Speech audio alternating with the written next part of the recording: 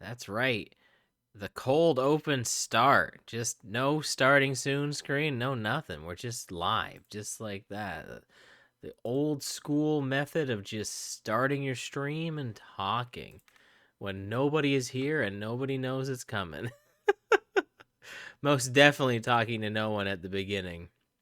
Very likely, unless you are a loyal notification warrior, then perhaps there's that, possibly. But welcome on in, everybody. Hope you're having a good day, a good, fantastic day. Um, it is Sunday. It's the 19th. I don't know. I'm giving you guys a an idea of the day of the week. I had an opportunity to do a kind of pop up stream like this, just kind of chill and relax a bit, and that's what I want to do because, uh, honestly, I just need one of these kind of relaxing ones. Now, this is like gonna be like a there the continuation of Mario 3 Advance, and it's also going to be the Factor promotion as well, which I'll get into in a little bit. Um, but this is definitely just relaxed, chill vibe stream. I'm gonna do my Animal Crossing dailies. We're gonna finish what is it, like World 6, 7, and 8 of Mario Advance 4. Um, we're just gonna chill. I just want a nice relaxing stream because, um, it's been a really busy week. Work, real life, and now streaming. It's been a lot. Not that's not been fun or anything like that. I haven't really been enjoying the streaming for sure.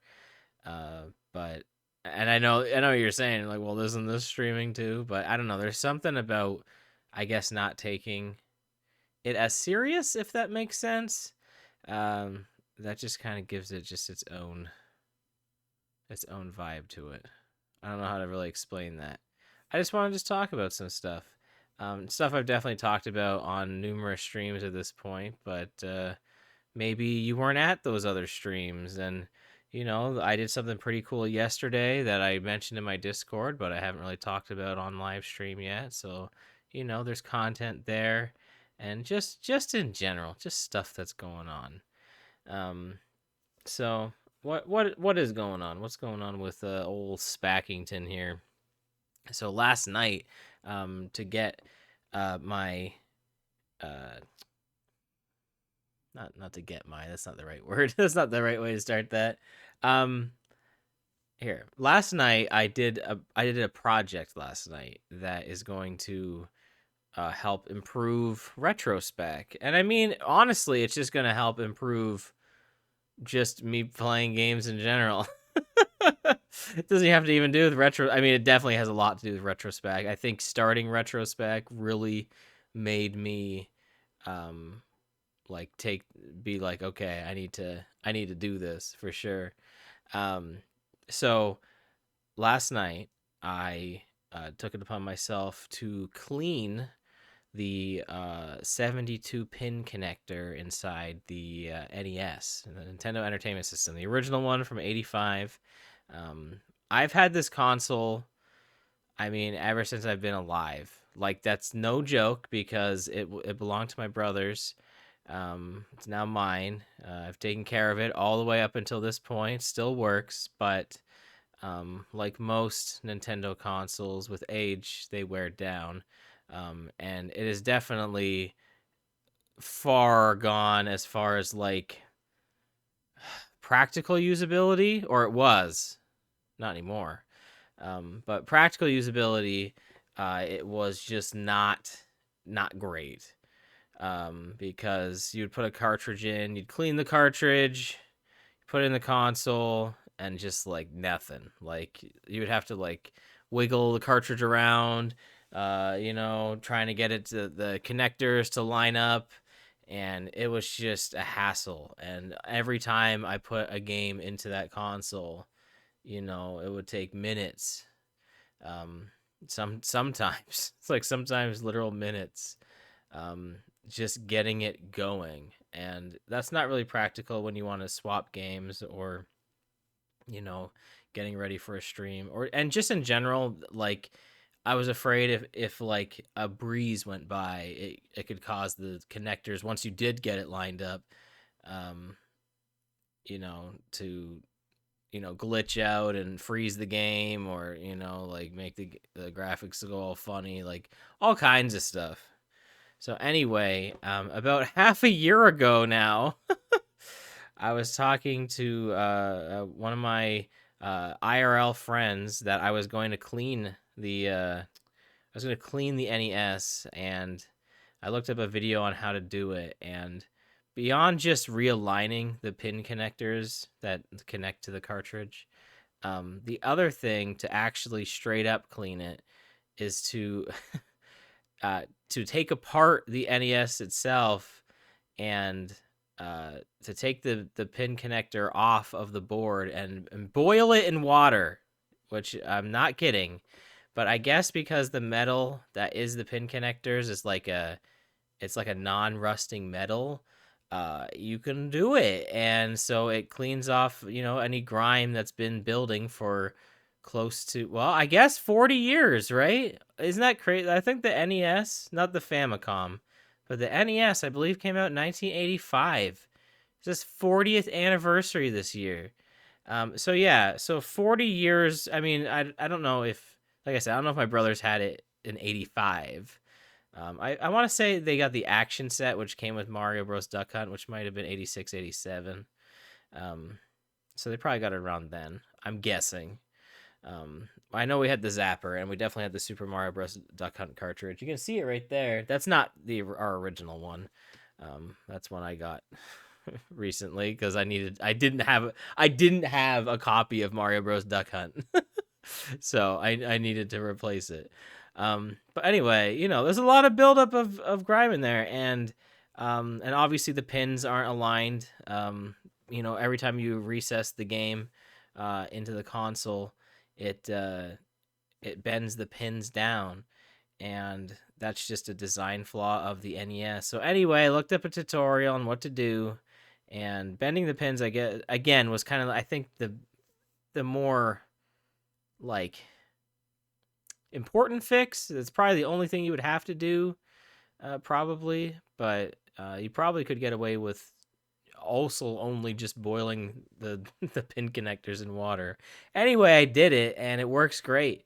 I've noticed that sometimes, it's not like 100% where I'll put the game in and it'll just boot up like that. Most of the time it is. But if it doesn't, it's usually just a case of maybe even just me hitting reset or just taking the game out and putting it back in. But I think making sure the game is clean before it goes in the console is also probably important as well. So I'll make sure that I do that, because a lot of these NES games have not been played in some time. You can't see them; they're above this is the Super Nintendo shelf here, but it's up there. Um, but a lot of them haven't been played in some time, so I just have to make sure that when I do play them, probably on retrospect, we're gonna play a lot of NES, which again is kind of what led me to get around to doing this. We're gonna make sure that we clean the games out first before putting them into that. And what's really cool about this fix, though, by the way, I think this is probably the neatest part of this fix, by the way. So because the pins are bent up now, you can just put in the NES game without having to press down on it like you normally would, and so you just push it in and it works because because they're pushed up, they align with the cartridge. And why this is super cool, like understand it, like I feel like when I took apart the NES, I learned how it worked. And that made me feel really smart too. And I mean, I'm sure the videos probably explain it too, but okay, so the pins obviously have to align with the cartridge, right? So that part makes sense. So ideally, when you push the cart down, like in a regular NES, what you would normally do, it's the cartridge is coming down to meet the pins. But because the pins are bent up now, when you just push it in, they're already aligned, which means that you because you don't have to push down on the pins, they will stay up probably longer than they would have originally. Um, which is awesome because now I probably won't have to do this for a very long time. Like, it's actually probably in better working condition than when we first had it. I know that sounds nuts, but it's true. Um, and you can get like third party aftermarket cartridge readers and stuff for the NES, or you could get the top loader, which I think works better because of the design of it, because it's a top loader. I think that's why they made a lot of top loaders, because of the whole pin thing. Um, but anyway, I'm I'm just really happy that it works. And it is a little tight when I do put the cartridge in. But that's fine because that means that the pins are aligned. You know what I mean? Like, I'm happy with that. And it'll probably loosen up over time, and as long as it's working fine, that's all that matters to me. So I'm really, really, really happy about that. So also, Stardev, welcome on in, by the way, and J Hops, welcome on in. Hope you guys are having a fantastic evening. It's a little pop up stream. We're gonna play some Animal Crossing in a bit, but I just wanted to talk a little bit because I just want to kind of go over what I've been doing. But yeah, you don't want to add grime to something you just clean for sure.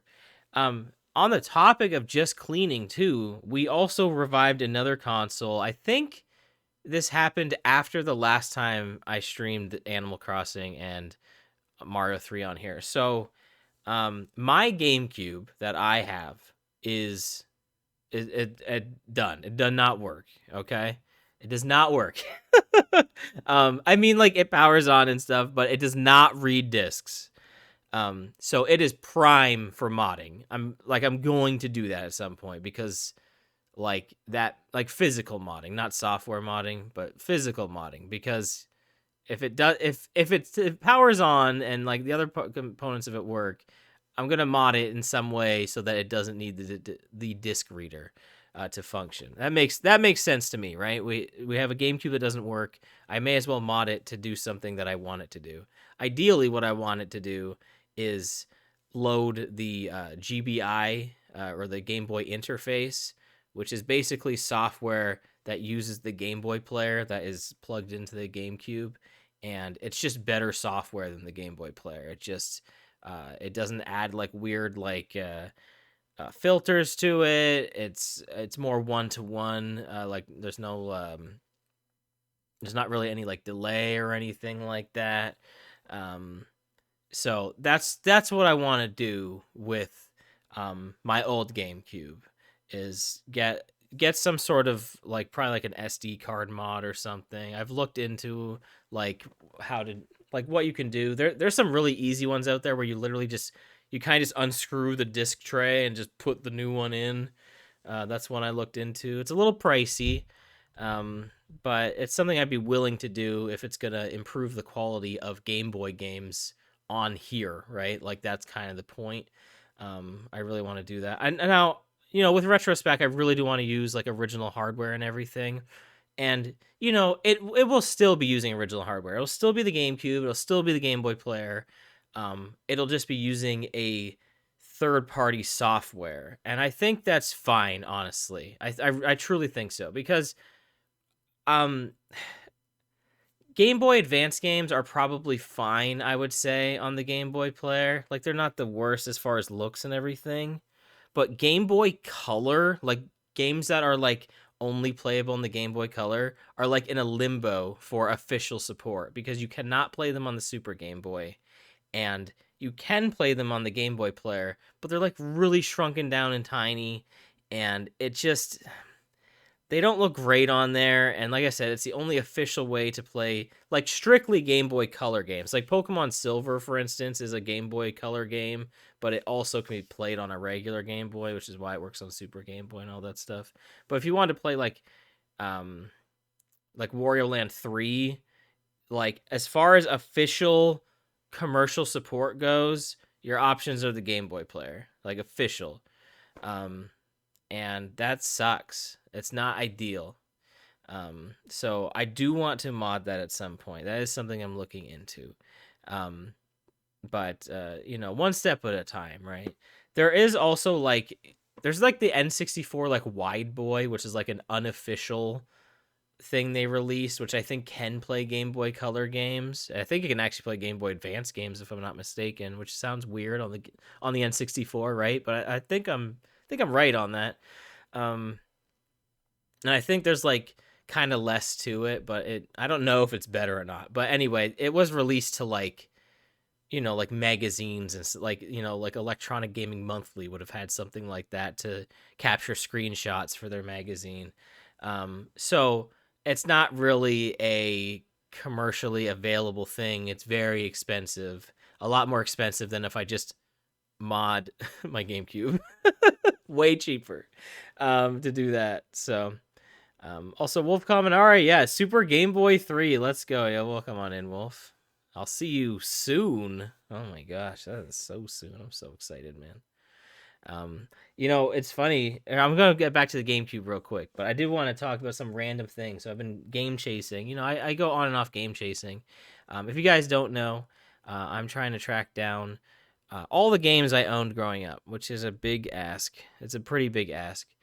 But it's something that I want to do, and it's nice for the retrospect series because then I can actually, show off all these games I grew up with, and even some games that I owned and maybe didn't really get the chance to play too much, or maybe not at all for some reason or another. A lot of them are like weird PC games that maybe our computer can handle it, and I always want to try it, and we never could play it, or maybe it worked at like my grandpa's house or something because he had like a way better computer than us for a long time.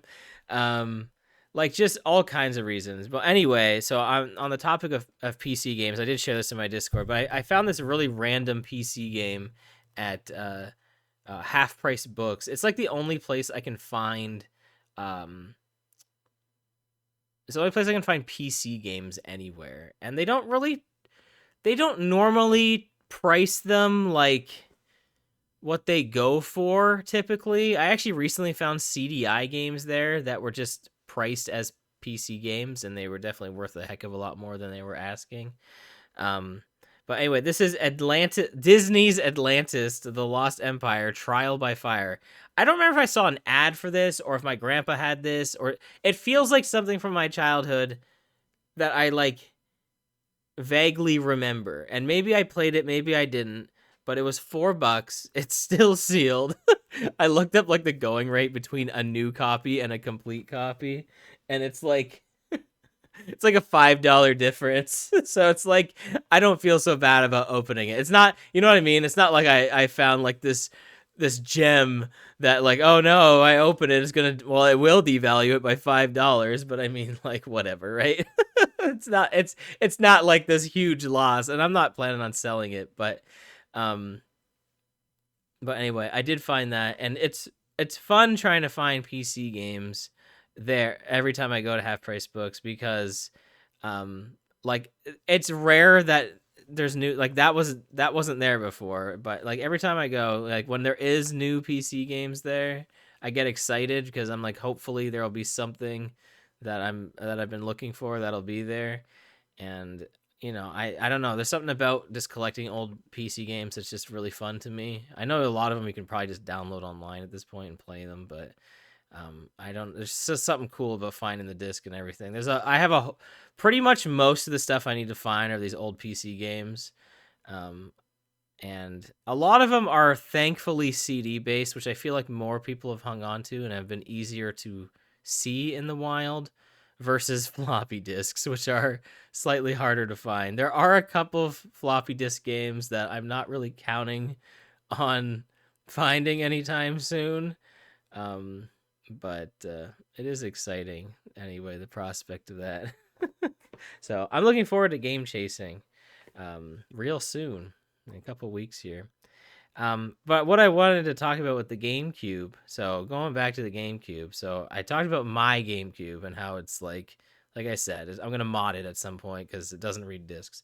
Now, Madame Wario's GameCube, which is the GameCube we have hooked up, does read discs. But she's like, it's kind of difficult reading discs. And so here's the thing, right? the Game Boy player, right? The disc of the Game Boy player. All it needs to do to in order to use it, right, successfully, all you need to do is make sure it detects it, and then once you hit start, you're good because it does not need the disc anymore. The Game Boy Player disc is like is DRM protection the correct word? I think it is. It's basically a CD key. Like you need it to boot up the software, but that's it. It doesn't actually read the disc after. You could take out the disc once the Game Boy Player starts. Um, so it was frustrating because the GameCube, we'd have to constantly kind of open it and close it and like just hope the disc read, and eventually it would. But it turned out that her GameCube, the only issue with it was that the laser was just dirty. Because I cleaned it. I used a tutorial. It was like a minute tutorial, and it was basically just isopropyl. I don't know if I'm saying that right, but alcohol and a Q-tip, and I just gently cleaned out the laser with that, and it has worked every single time, no fail. So I'm like really happy for that because now we have a GameCube that works properly. That it just had it was just dirty. That's all it was. That's all it was. It was just a little dirty. A much easier clean than the NES, I will say. Slightly easier. But it's still cool, and it's been fun maintaining all these consoles and stuff and getting them working. Who knew maintaining and cleaning your stuff makes it last longer and work properly? Crazy, I know, concept. But it's been so fun. Like the idea of starting Retrospec has been great because I'm playing on my old consoles again. Now, mind you, I've only played like 2 of them at this point on screen anyway. I've played a bunch of them for getting footage and whatnot for like the trailers and stuff that I've been making. But it's fun to actually play my games again. Like the games I grew up with or the games I've been collecting. They're not just sitting in a box. They're not sitting on a shelf. Okay, so they mostly are, to be fair. Most of the time they are sitting on a shelf. But the idea that I can just grab something off the shelf and it's hooked up, ready to go, is just, it's something that I've been wanting for a long time. And the last time I had it like this was like, oh my gosh. The last time I had all my consoles hooked up like this together was like 2015, like 10 years ago. 2015, maybe 2016, maybe. It was right before I lived with my brother when I moved in. And I lived there for a long time before I moved to the States. So you know what I mean? Like it's been a long time. And so it's like close to 10 years is a lot of my life. You know what I mean? It's a long time. And I've gotten like one console since then, the Switch basically, and I guess the PS4 as well. But I don't know. It's just really cool to be able to use all this stuff again. And I'm not trying to like gloat. Like that's not what I'm getting at. Like, oh, look what I got. But I guess I'm just really proud of what I have, and I just I really like being able to showcase all this stuff for you, even if you can play Super Mario Bros. On the Switch right now. You know what I mean? Or you can emulate it, no problem. It still is just fun to actually be able to use the cartridge itself and play it, as I did when I was a kid. Now, I don't have a CRT television, so I can't play it like identical, but one day I will have a CRT because, you got to get a CRT, and hopefully I get one that will last me at least the rest of my life. That's all it needs to do. Or maybe they will make CRT new CRTs in the future, because retro gaming it's back. It's not back, but you know what I mean. Oh, we got Master Starman here, by the way. Welcome on in. The only floppy game you ever played was Wheel of Fortune. We had a Wheel of Fortune game. I think we had Windows 3.1 or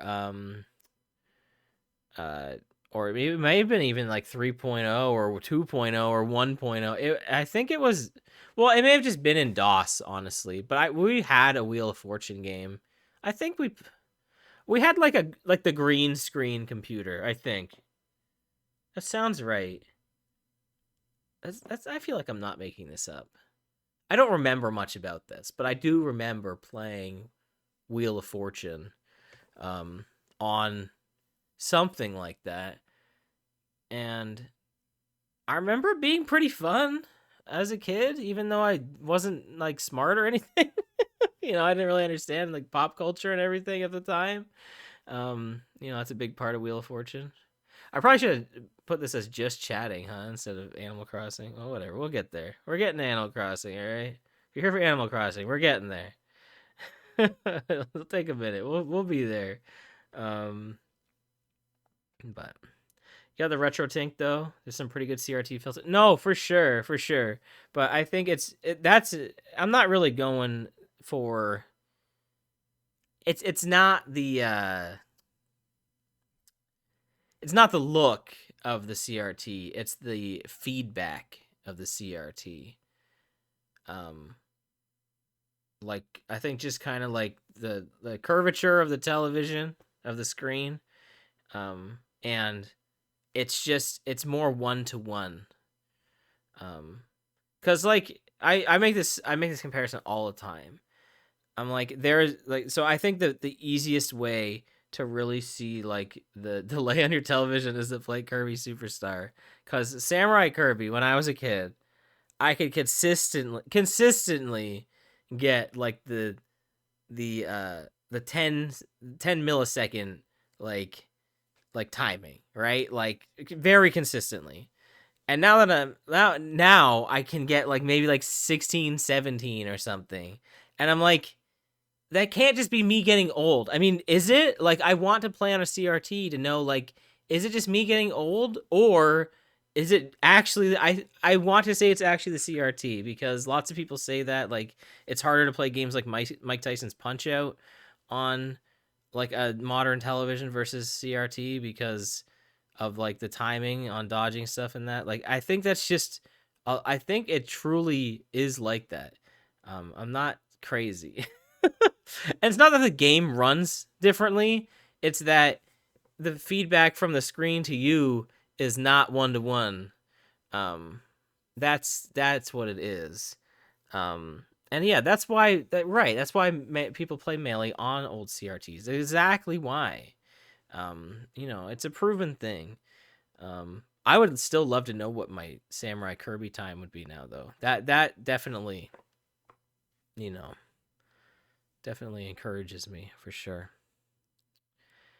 So at some point, I'll get that. I had it. I had a CRT around the time. This is great timing for this actually. It'll make sense in a second. So I didn't have a CRT, but then when I was working at the movie theater, um, I actually I there was they were like getting rid of a CRT television, right? And I'm like, oh sweet, I could use that because my monitor at the time was a television, and the composite hookups, which is what I was playing the Wii through, pretty much everything through. I was still using composite inputs back in like 2010, 11 or whatever. Um, was like it wasn't working, but there was a CRT that worked fine. They just didn't need it anymore, right? So I took it home, and that's what I used to record my Let's Play of Donkey Kong Country Returns on the Wii. Which I feel like is pretty topical because it just came out again on the Switch. So it's funny to I really like that game a lot. I'd probably get it on the Switch if it weren't like full price. I think that's kind of ridiculous, but anyway. Anyway, well, I was living with my parents at the time, um and they got rid of it. They got rid of it. They didn't like it in the room, and I'm like, "What are you doing? Why'd you get rid of this?" I was so mad because I would probably still have that television. I'd probably still have that TV to this day. Um, and so that was frustrating for sure because the thing is though is I didn't realize how frustrating that was going to be. because I really just had it so that I could play something in color, because I had my composite plugged into the green of my component, so I could play Donkey Kong Country Returns in like black and white. Um, and I did that for quite a few games. It was really stupid. But because the composite was busted, that's what I had to do. I could record fine because it went through the Dazzle. That wasn't an issue. I just couldn't play through my Dazzle computer screen because there was delay. But what I'm saying is I didn't realize how annoying that would be, because like getting a CRT now is not like as easy because people want them for retro games. I wanted it at that time because I needed a television that I could play composite on, and it was free. It was a free option as opposed, because I would have, you know what I mean? Like if I had the money, I would have just like replaced my monitor or got another TV. You know what I mean? But that's not, I can't just do that. I can't just I guess I can just get a CRT, right? Yeah, similarly, just spend money, of course, but when you already have something, guys, it's just so much better. You know, I fixed my NES. If I failed at fixing the NES, if I fried the entire NES, it would suck, so I'd have to buy a new one, or I'd have to get like a third party one or something like that, right? And it's like, I don't want to do that because the one I have works, and I don't have to pay money for it now because I have it. And you know, it's sentimental because it's the only console from so long ago that is legitimately like from my childhood. I mean, like on my shelf right now, of all the consoles on my shelf currently, the NES is my original NES. The PS2 is my original PS2, but that's so much later, right? Like it's not like when I was like a young kid or anything. That was like, you know, high school. I think I was like grade 9. I think I may have gotten that. Maybe grade 8. It was right around there. And then my Wii is also, that is my actual Wii. But like also again, it's more modern. Like the SNES that we had, I think it stopped working. I think I broke it, honestly. Um, I think I took a cartridge out when it was when the power button was still on. I like forced it out. I didn't know it was wrong, and so that's my. I don't know if that's what broke it. Honestly, it may have. Um, Actually, no, that isn't what happened. There was just one day where it just stopped working. I think I was recording Pokemon trading card game, and it just stopped. Like it just wouldn't send a signal anymore. That may have led me to do Donkey Kong Country Returns. I think it was right around that time, actually, which is really weird to talk about that. But anyway, my Super Nintendo is not my original Super Nintendo. I got that, you know, in the game chasing years. My N64, same thing. The GameCube is Madame Wario's. It's not mine. I do have my original GameCube, but like I said, it doesn't work anymore. I never owned a Sega Genesis, but there it is sitting on the shelf. That one is the most recent console actually on this shelf. I got that a couple of years ago, actually, when I was garage sailing. So, but anyway, let's see. I've missed it. I'm just talking. I'm just you know, saying stuff here. You have a Mister or Meister or whatever that is hooked up to your modern TV. Input delay was driving me nuts to turn on game mode. Still not as good as CRT. Yeah, I see. I looked into one of those. So I have a budget Meister or Mister or whatever you want to call it. So if you don't know what these are, this is a switchboard that you can plug a bunch of consoles like composite and component and all that into it, and you can switch it with a remote or whatever, right? My budget solution is I have two composite switch boxes, 8 ports, and one of them is video and one of them is for audio. They're identical, but the reason I have it done like that is so that I can use component through, and I can do anything, any video. I can do S video through blue and green. I can do that. I can do composite, and I can do component. I can do it all through that one box, which is super cool. So you know that's the thing I can do, and the other box is for the audio. So I have to like hit like one's, like I said, one's video, one's audio. So if I'm on the NES tonight, that's input 4. So I have to make sure I fit input 4 on both the boxes, one for video, one for audio. So it was a way cheaper option than getting a Mister or a Meister.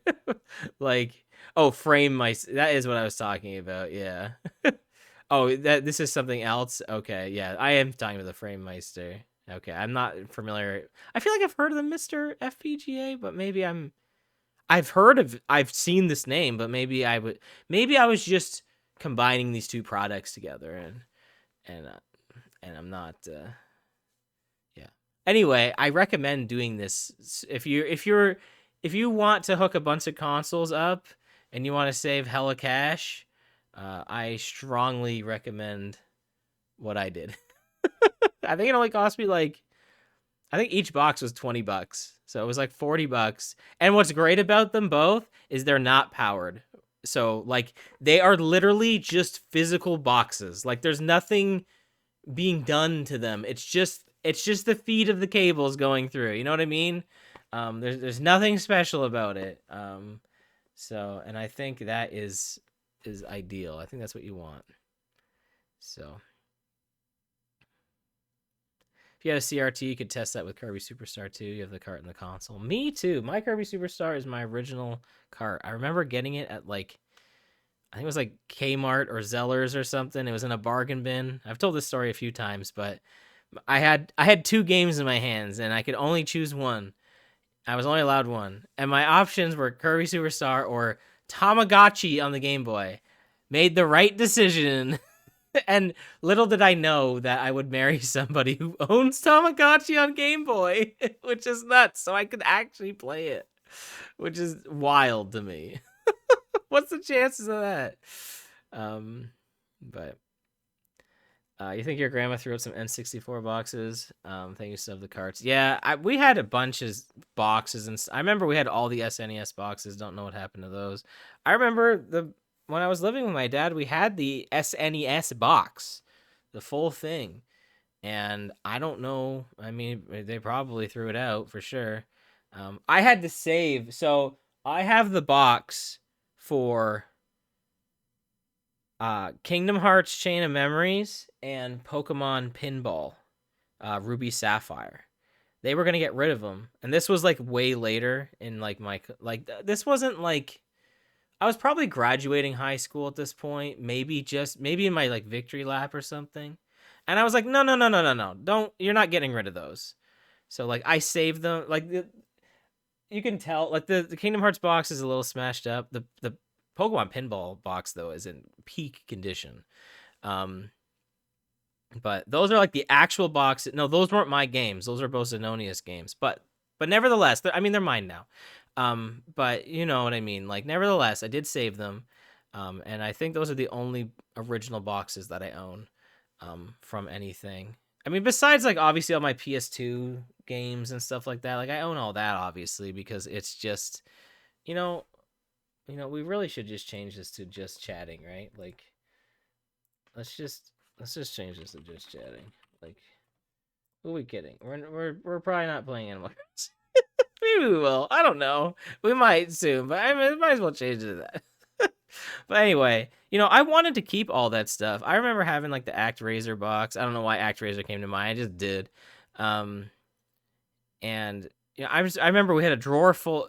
We had like in my brother's room there was like a cabinet in there, and it, like like a traditional like a drawer and then like 2 open doors. You've seen a cabinet like that. It's it's not, it's like like waist high. I mean, as a kid, obviously a lot higher than waist high, but like that kind of height of cabinet. And so I remember the double doors had all of our board games in them, and I still have some of those board games. How those survived, how those never got tossed or sold or something, how I held on to those, no idea how. Maybe because there was something like tangible in there that made them not want to get rid of it or something. But like, how in the hell did I save quite a few of those board games? I couldn't tell you. But anyway, we had a bunch of board games, And then in the drawer were I remember all of the SNES boxes were in there. So like even then my brothers were probably like, yeah, we should hold on to these. You know what I mean? Like they weren't getting tossed or anything. And so who knows? I mean, my parents, they broke up or whatever, and I'm sure that when they were cleaning out stuff, I'm sure that was, all right, toss whatever. And I'm sure they probably got lost then. That makes the most sense to me. That's probably what happened. Um, I wasn't thinking about that kind of stuff when I was like 11 or 12. Um, but I wish it would be great because like I know at least there was a point in my life where those they weren't like the game was purchased and then the box tossed. You know what I mean? Like we had it. They were there. There was a chance that those successfully, survived into today. There was a chance. More of a chance than a lot where they just opened the game and tossed. You know what I mean? And I remember all the manuals and stuff being in there too. Super cool. But nevertheless, not the case. Not the case at all. No pun intended. So, I wish I had a lot of that stuff. I think when it comes to like how I have my collection and stuff displayed, I kind of want like a uniform layout, but I'm not. So most of my, pretty much like 99%, maybe 98, I don't know, probably 99% of my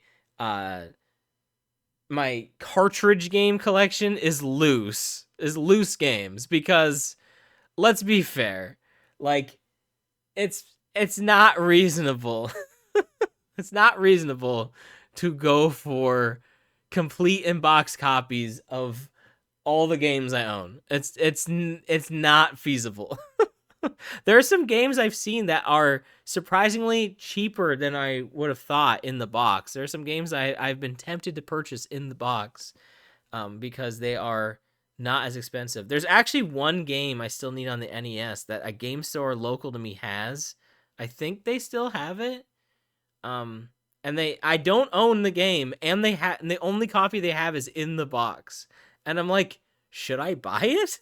I think it's only like $15-$20, but like it feels like the kind of game where I would want to spend like $5 on it. You know what I mean? Like I don't want to spend a bunch of money on it. Like it just because it just seems silly. Like I don't really need the box for this game. It's more so that I just want the game.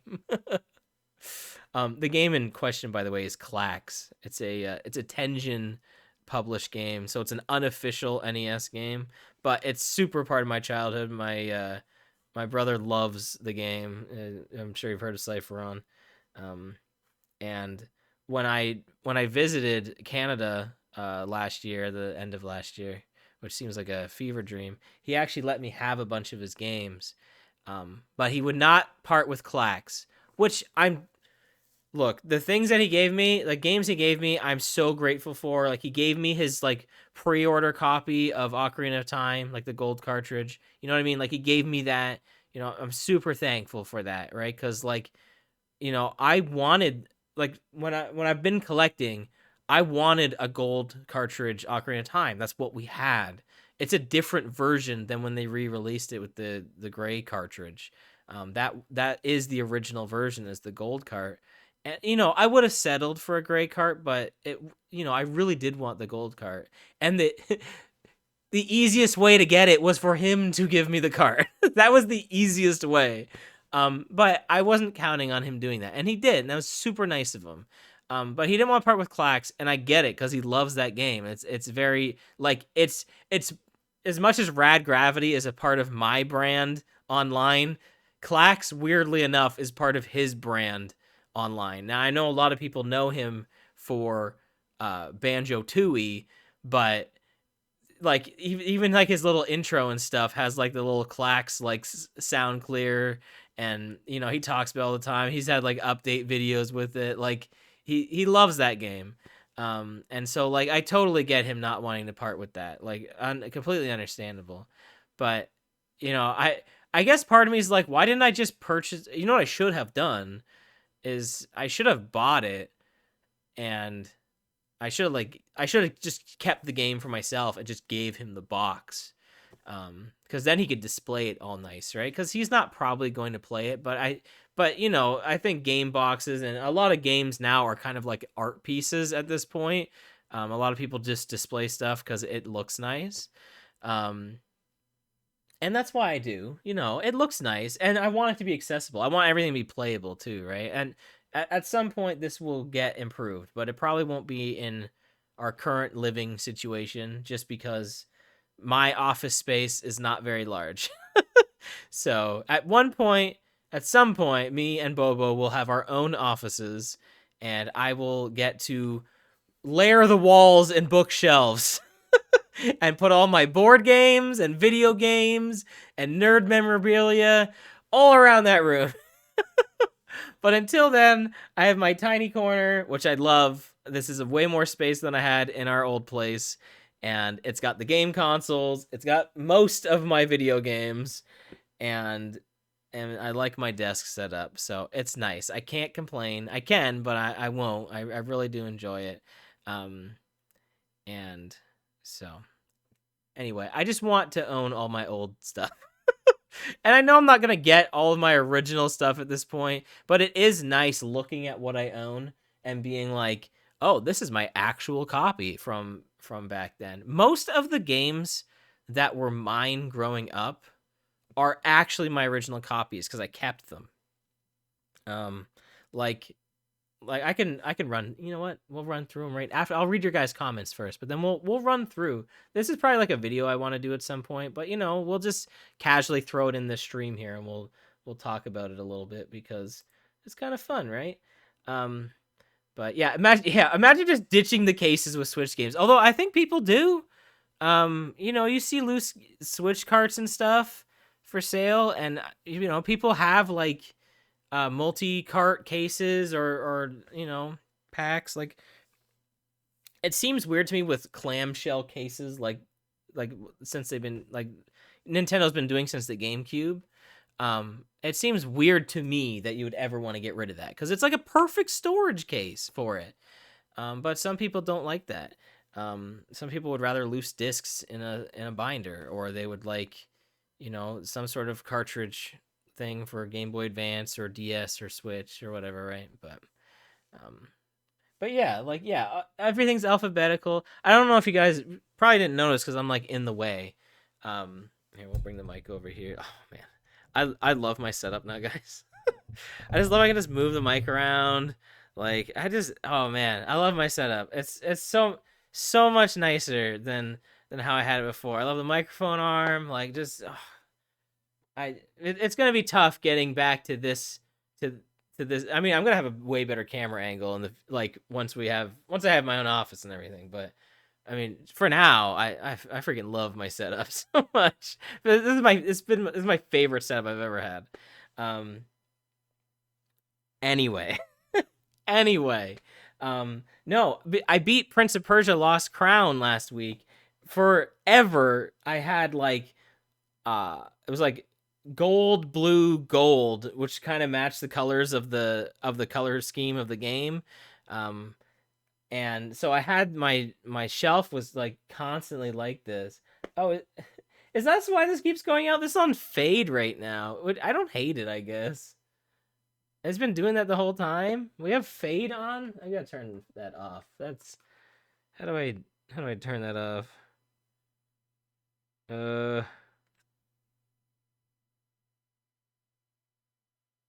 It's not it's not this going out, right?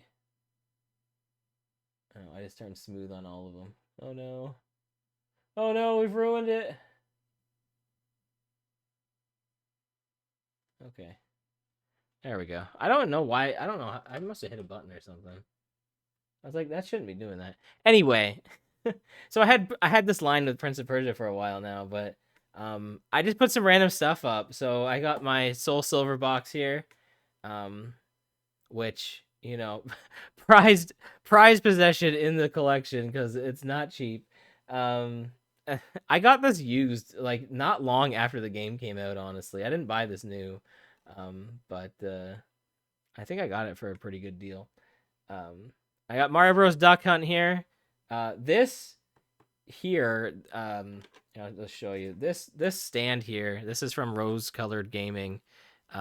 They sell a bunch of these. When we did SGM, they partnered with us to give away some prizes, and they also gave us like a discount code and stuff. So I bought this. So this is actually this stand here. I don't know how well this is really showing up. Probably not like amazing because it's like pure black. But anyway, this is actually for NES controllers, but NES carts fit surprisingly well in it. So it makes like a good display for NES games too. I think the best use of, if you want to display an NES controller, is probably the wireless NES one that's on the Switch. Is probably like the best one you could probably use for that. But anyway, I just wanted to put a game in there, and I was like, which game should I put in? And I could put Rad Gravity. Easy. I could easily do that. But Rad Gravity is actually in my box because I have a box copy now. I have a complete box copy thanks to Pixel. I'll talk about that in a second. I've told that before, but we'll talk about it again. But anyway, so I put Mario Bros. Duck Hunt here. And then there's Rad Gravity as made by Madame Wario, who crocheted that for me for Christmas last year. Super kind of her. I wanted her to do that for so long, and she finally did. So anyway, yeah, so this is my shelf. I got this light up display that I got last year from Madame Toadstool. That was a Christmas gift. And then up here, more Christmas gifts. Mario and the Fire Flowers from my mom this year. This toad was when Bobo went to Universal, the Nintendo world, Super Nintendo world. And then this Charizard, this crocheted Charizard, very pink and pearly, is from our wedding. We made starters. I did not make anything, but they were like our table numbers. They were like Pokedex numbers. That was kind of the joke. Charizard rules. I love Charizard, and I think it's the best. Like she also did a really good job, I think, with like Venusaur. I think really looks amazing. I'm not saying any of them look bad or something like that, but like the ones that really stand out to me, I think, are probably the final evolutions. I think that's just because they have the most detail to them. But I love Charizard, and so I told her, I was like, no one's taking that. First off, no one took. We have all of them except for one.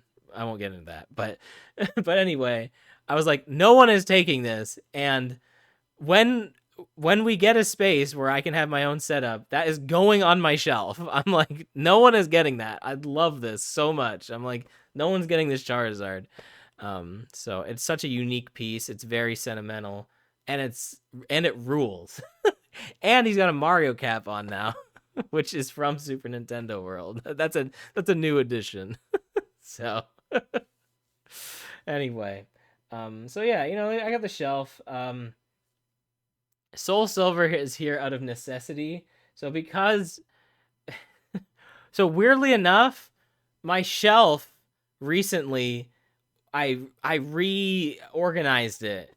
However, I did not take into account that what has been here for the past 6 months has been Prince of Persia on NES, Prince of Persia: The Lost Crown on Switch, and Prince of Persia: The Sands of Time. They've been there because I wanted it for the stream, right?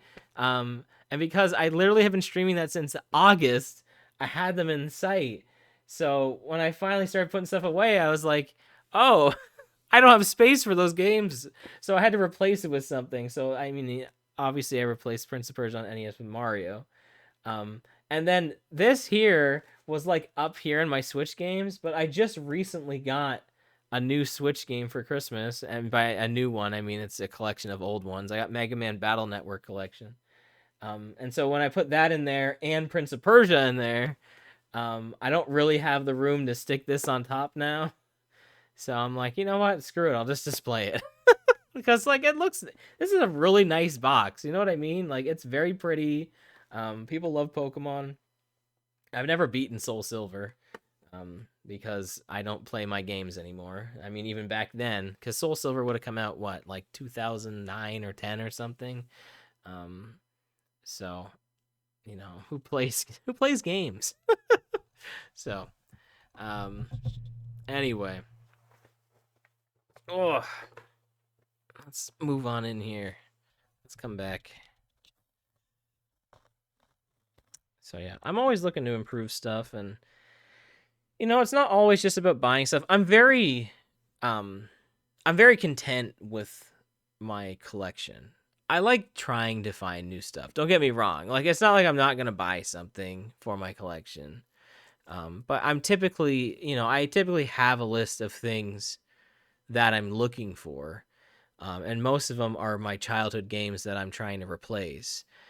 That's like my number one goal when I go out, and when I see something that I actually need, I'm like, okay, is this price worth it, or do I hold off? It depends.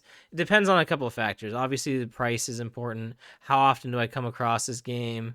Is it worth just getting it now? Like there's lots of factors that go into it, and so I'm always just kind of thinking like, what do I want to do with this? And that's just kind of the decision making process. It would be easy just to spend all my money and just get everything and I I need to get and call it a day. I probably could, but I don't know. There's something fun about trying to find something at a deal, like a deal price. um and I don't want to just replace everything all at once. It's kind of fun getting something new, and it's like a highlight for a while. You know what I mean? Like it's something special. This Disney Atlantis game, whether or not I actually played this growing up, it'll be a highlight for a little bit. And then maybe at one point we'll play it on stream. I mean, I think we could. I think it could be a fun retrospect game. I like weird stuff. I like when people play weird stuff. My good pal Slim Kirby just did a draw for his Game Boy Advance series, and honestly, he pulls 10 games every time he does a draw. This is only the third draw he's done. He's playing every single Game Boy Advance game released in North America. It's like over 900 games, so he's gonna be there a while. All right, he's got a bunch of draws to go still.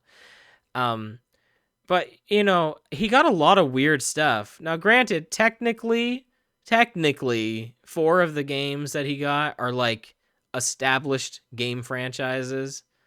But they're still very weird, like, and you probably wouldn't think of any of them really, like, especially on Game Boy Advance.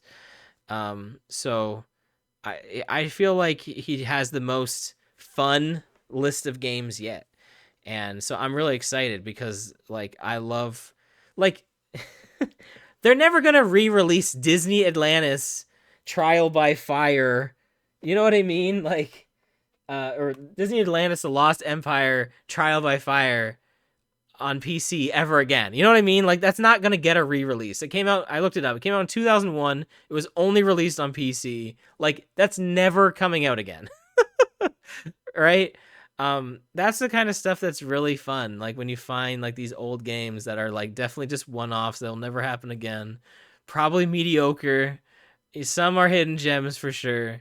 They'll release like a DuckTale. They'll re-release a DuckTales because it was a very popular game on the NES.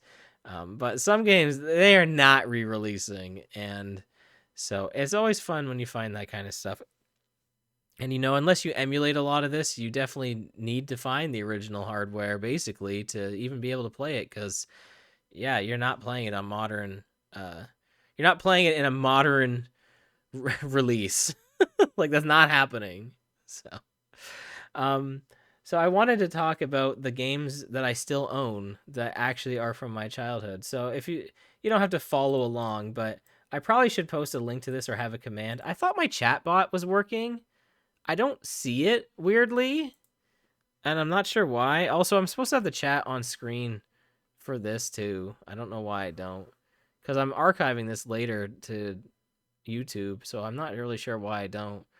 But so this is my backloggery. They updated this website earlier this year. Earlier last year? Has it been a year? Oh my god, it's been a long time. It has been a long time, hasn't it? No, it wasn't earlier this year. I don't know. Anyway, they redid Backloggery. It's fine. I don't know if I like it as much. Um, but they're getting there.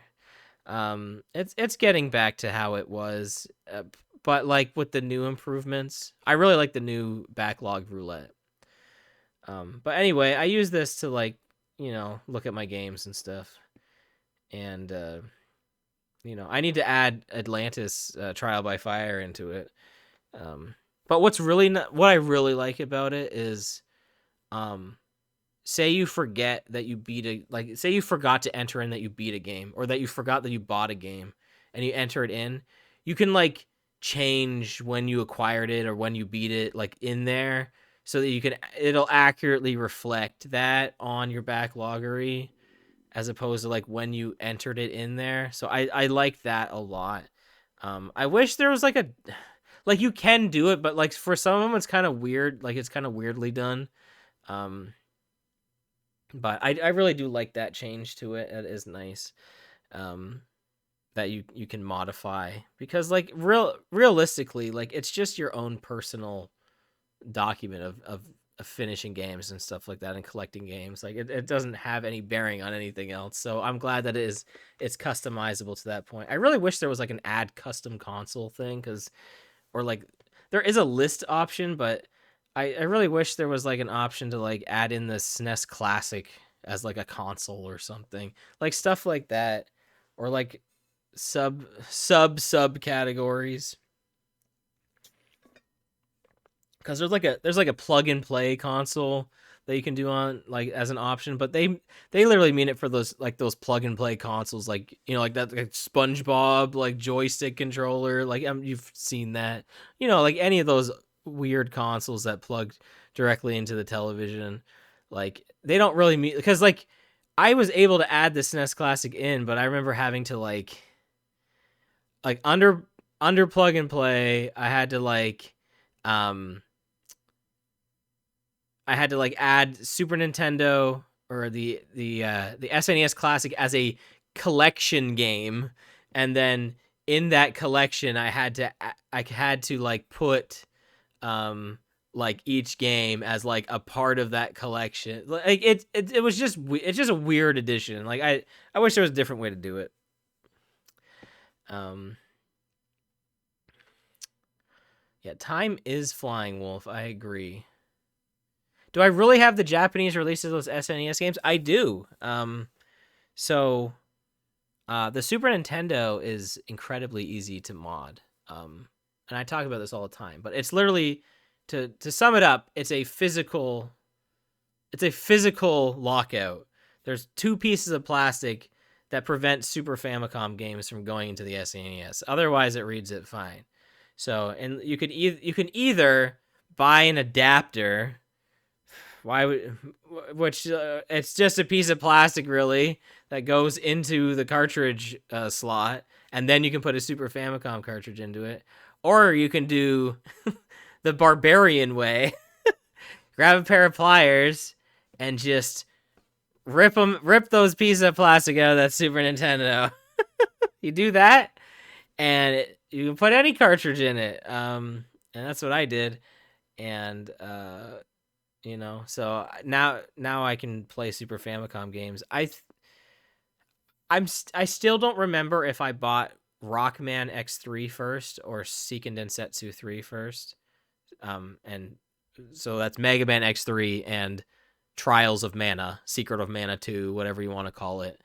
I love both those games. Mega Man X3 North American, incredibly expensive game. Rockman X3, very, very cheap. Well, it's actually getting up there now, but at the time I got it for like $10-15, like way, way, way, way cheaper than it was going. It was like going for like a couple hundred. I think it's way more than that now. And then Seiken Densetsu 3, it's in Japanese. It's an RPG. I played through it on stream with a guide, a long time ago. because I had played most of the game. I don't know if I had beaten it at that point, maybe. But I really liked it, and maybe I hadn't finished it, or maybe I had. Anyway, I played through it in Japanese, and it was very, very fun. So, Kirby Superstars box for the Japanese release is awesome. About the version of the box, I have. I don't know. You probably can't see it here, but actually, I don't have the box. But recently, like last year, can stuff stop fall? Please don't fall over, please. Please don't fall. Come on. Why is this falling over? What? Stay up. Why is this weighted like? Why is this not staying? Oh, because it's on this manual. There we go. Anyway, I bought the cartridge for Superstar. I think it's Super Deluxe. I think in Europe it's Kirby's Fun Pack or something like that. But yeah, I bought it. Weirdly, um, the going price for some of these like great Super Nintendo games like Kirby Superstar on Super Famicom really not that expensive, like at all. Um, the store I bought it from, I think I got that for like $7. I want to say, and it's like Kirby Superstar is really expensive. You do not need English to play that game. You don't. There's lots of games like that. Rockman X3. You don't need English to play it. Um, so if you just Super Nintendo is such an easy mod for lots of those platformers and stuff. You can get by getting the Japanese copy for way cheaper. You have to buy it online, probably, unless you're lucky enough to. You see imports. I think you see imports more now than you did. But like back in the day, you did not see imports. I see them more frequently now, but way cheaper to get import games, especially on Famicom too. Is another case where you can just put a piece of plastic in, and you have an adapter for it. But yeah, Mega Man X3 is very expensive. You bought all the Rockman Famicom games because who was paying NES prices for Mega Man? I bought the NES Mega Man 2 last year, and I think it was 30. Maybe it was either 25 or 30. And I didn't feel bad about it because it's like the one I love, right? Like of all the NES Mega Man games, like I freaking love Mega Man 2. I'm definitely lots of people love Mega Man 2. I'm definitely not alone in that. But I would do that honestly. I would get a like just a little adapter to play the other Famicom versions of the game because that would probably be the best way to own them on NES. And that'd be pretty fun to play them as Rockman. There's lots of modern ways to play Mega Man. It's not one that you have to play on the original hardware, but it's fun. So, for sure. Keep seeing a card of Mega Man 3 on NES for like $30, considering it because it's one of your favorites. You don't need this, you don't own an NES. Yeah, I mean, at that point, you are buying it because it is, art. you are buying that because it is art, for sure. But yeah, I don't know. Maybe I bought CDI games recently. I do not own a CDI. But I think you can download an emulator and actually like I think it can read I think if you put it into your CD-ROM tray, it will actually read it and play it. I think. Cuz I don't know the odds of me getting a Philips CDI. Not likely. The box art though, peak. It looks so cool. I love the boxes and the presentation for the CDI. Legitimately like one of my new favorite finds. Should I go get? I should go get one, right? I should show you guys. All right, I'm gonna be right back. I'm gonna leave the stream on. All right, I'm not even gonna be right back screen. Okay, we're doing it live. I'll be right back.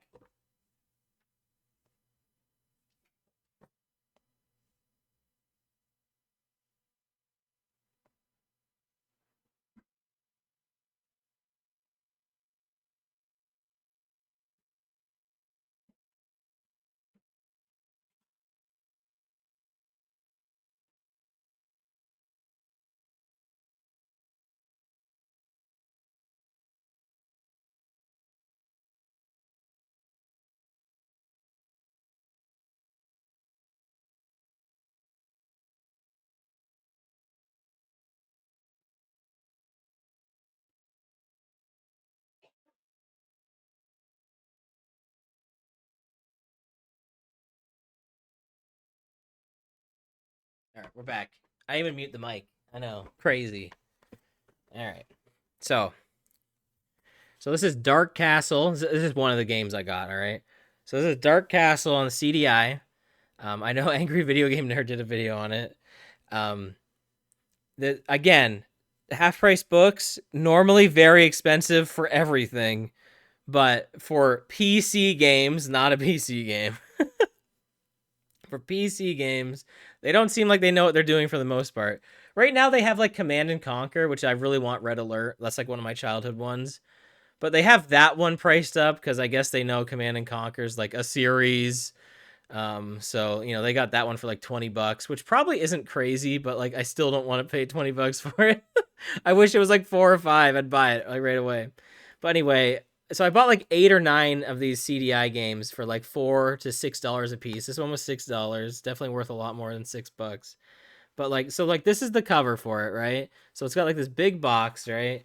Um, it's got this back here, right? So it's got here. Should I get like a little closer? Here, let's get real close. Let's get up close and personal. I can talk into the microphone. This isn't difficult. So there's the game, right? There's the back of the box there. Cool and everything. So it slides out. Look how cool this box. Look at how cool this box is. I freaking love the design of this. And so like what you do is you like push in. Oh yeah, this game I hear is terrible. But like you push in on this and it opens up. I'm hoping like nothing flies out here, but so like it opens up like this, right? And so it's got like this manual in here like this, and if I can get this manual out of the way here.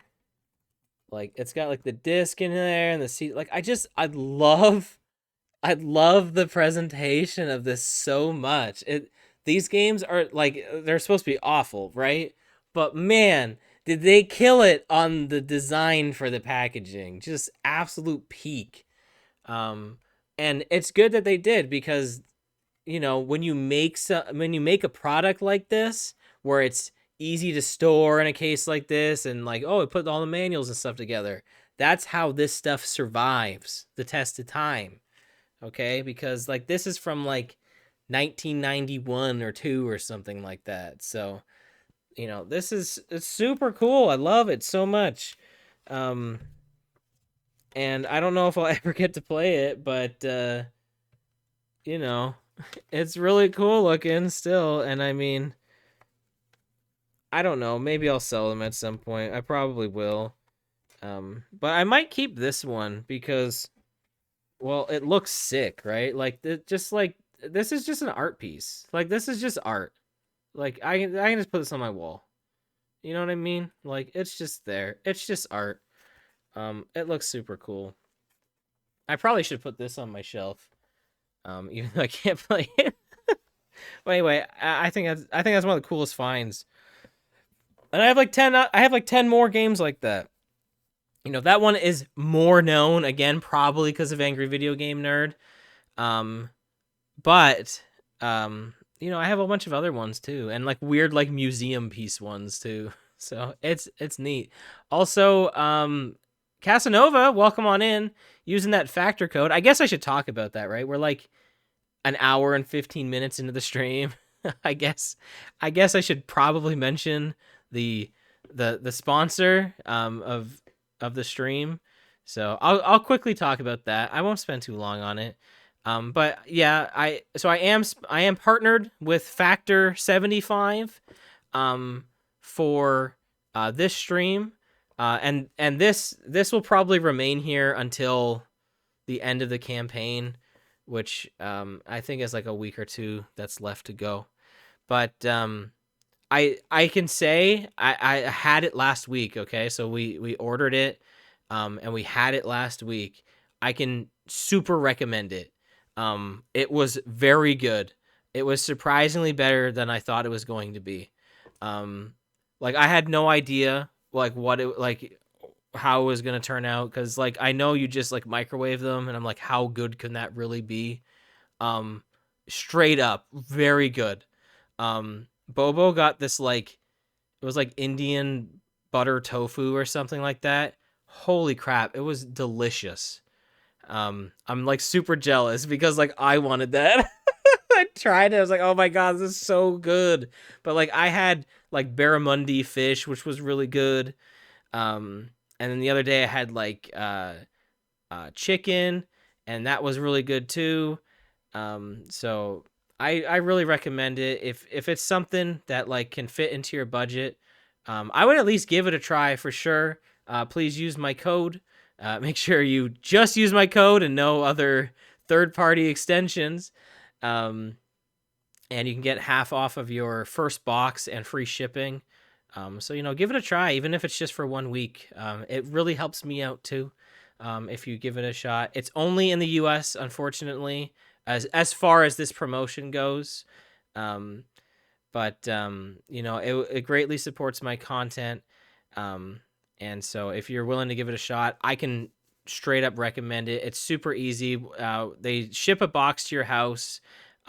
It's like packaged with like it's got like a cooling box and like packs to keep it fresh. You put it into your fridge, and then when you're ready to have one, you take it out of the fridge and you just follow the directions in the microwave, which is for a lot of them it's just like 2 minutes in the microwave. Some of them have a little more cooking on them. Like my fish took a little more to cook. But it's super easy to do and they're super good.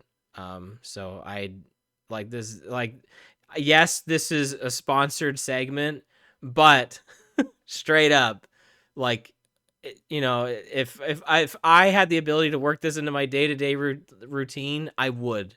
It was that good. I really really liked it a lot. And if it works for you where you can, if you're on the go, you're busy on the go, you don't like cooking, these are like chef prepared meals. Their menu changes every week. I think it's like roughly 35 plus meals every week. So try it out if you can. So thanks to Factor for sponsoring this stream. And thank you to you all for helping me out. I appreciate it. Even just take a look. It means a lot. So yeah. So yeah, you can hit exclamation mark Factor at any time to bring that up. Give it a try. It's good. But let's get back to talking about games. Slim Kirby popping in. Games. Yeah, it's meals. Hey, some damn good meals.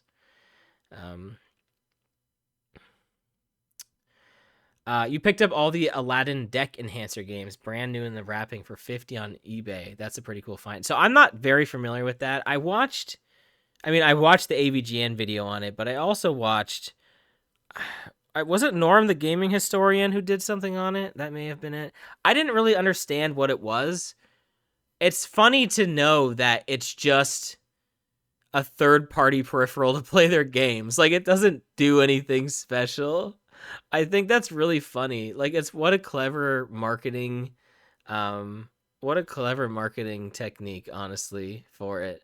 I'm sure using the name Aladdin is good too, but I think that is really clever. They released, so I have the Evercade, and they actually re-released some of those games on the Evercade. So they have like, so it unofficially released on the NES, but they have official releases on the Evercade. So Welcome on in, Slim. We were talking about your Game Boy Advance challenge because I think it's pretty cool, and I was talking about like weird, obscure games like Dark Castle on the CDI. You know, like weird stuff that'll never get made again, or Disney's Atlantis, The Lost Empire, Trial by Fire. You know, stuff that you're never gonna see. Um, just chilling out there, but.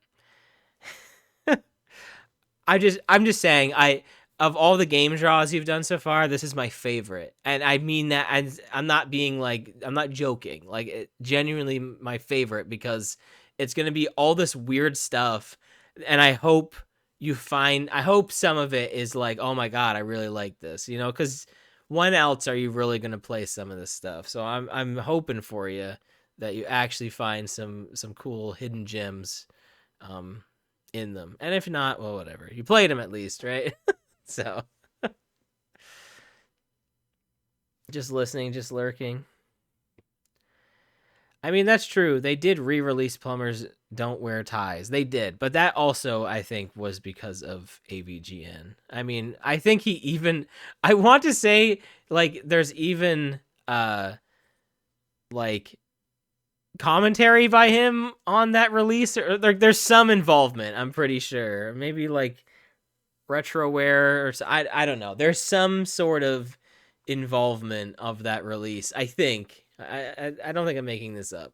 I'm pretty sure I'm not. Maybe on like the deluxe edition. I don't know. I'm pretty sure there's something. So